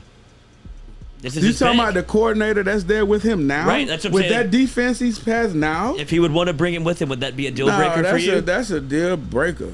Because you got to let your coach pick his own staff. You do. Yeah. You absolutely do. But he got to interview. That guy. You can pick someone else, just not that guy. I mean, we got to see what the marriage is to him. Because, I mean, 1 year, I understand it's a small sample size. But, dude, that defense that he's playing with right now is no good. Yeah. Period. Let's see. And this is the other thing, man. You need to have somebody that understands this SEC defense. And I understand that they just listen. It's not the same as playing out there. It's not the same. The defense hasn't been that bad, actually. Really? They haven't been that good. No, I guess the glaring weakness that everybody thinks about is the Texas 55-48. Yeah, what about Kansas? Kansas scored 23 points. I mean that's all 23 is not that many in today's college football. I understand that. They just beat Texas. Kansas may not be that bad. Whatever, but that's what I'm saying. So 27 to Baylor. If you give up 27 points, you'd expect to win that game. I mean, he's keeping everybody relatively under 30 points. Like 30 points. That's what football is today, Ro. I mean, you know that. You got to be 20. But I would say they give up 28 points a game. 24 or less. It's not as bad as I thought. 24 is less. 24 or less. That's what we need. That's what LSU's done lately. 24 or less. Well, preferably 18 or less. Yeah, preferably 0. Preferably what Georgia's doing, 18. but what Georgia's doing. You can't get in the zone. You just give threes. Listen, we need to go off of that Saban tree, baby. You can't go wrong. You go off of that Saban tree. Except for this ain't that many branches out there. At Texas. We shall see. He's already toast. I know. Man, that's one Halloween party. Can't keep his job. Listen, man, you better throw that damn Halloween party out the window, baby. You gotta fire that man. Yeah, you gotta get rid of him, baby. right, It'll boys. be interesting to see That's who it is. It's been though, fun. man. Y'all good? Anything else? I We're think about it to was wrap good. this thing. It's been fun. All right, we'll be back tomorrow. Jordy Culotta Show, 7 to 9 a.m. See you, Wow, boys. what a closer, Studio, what a closer, baby. That's right. Let's go.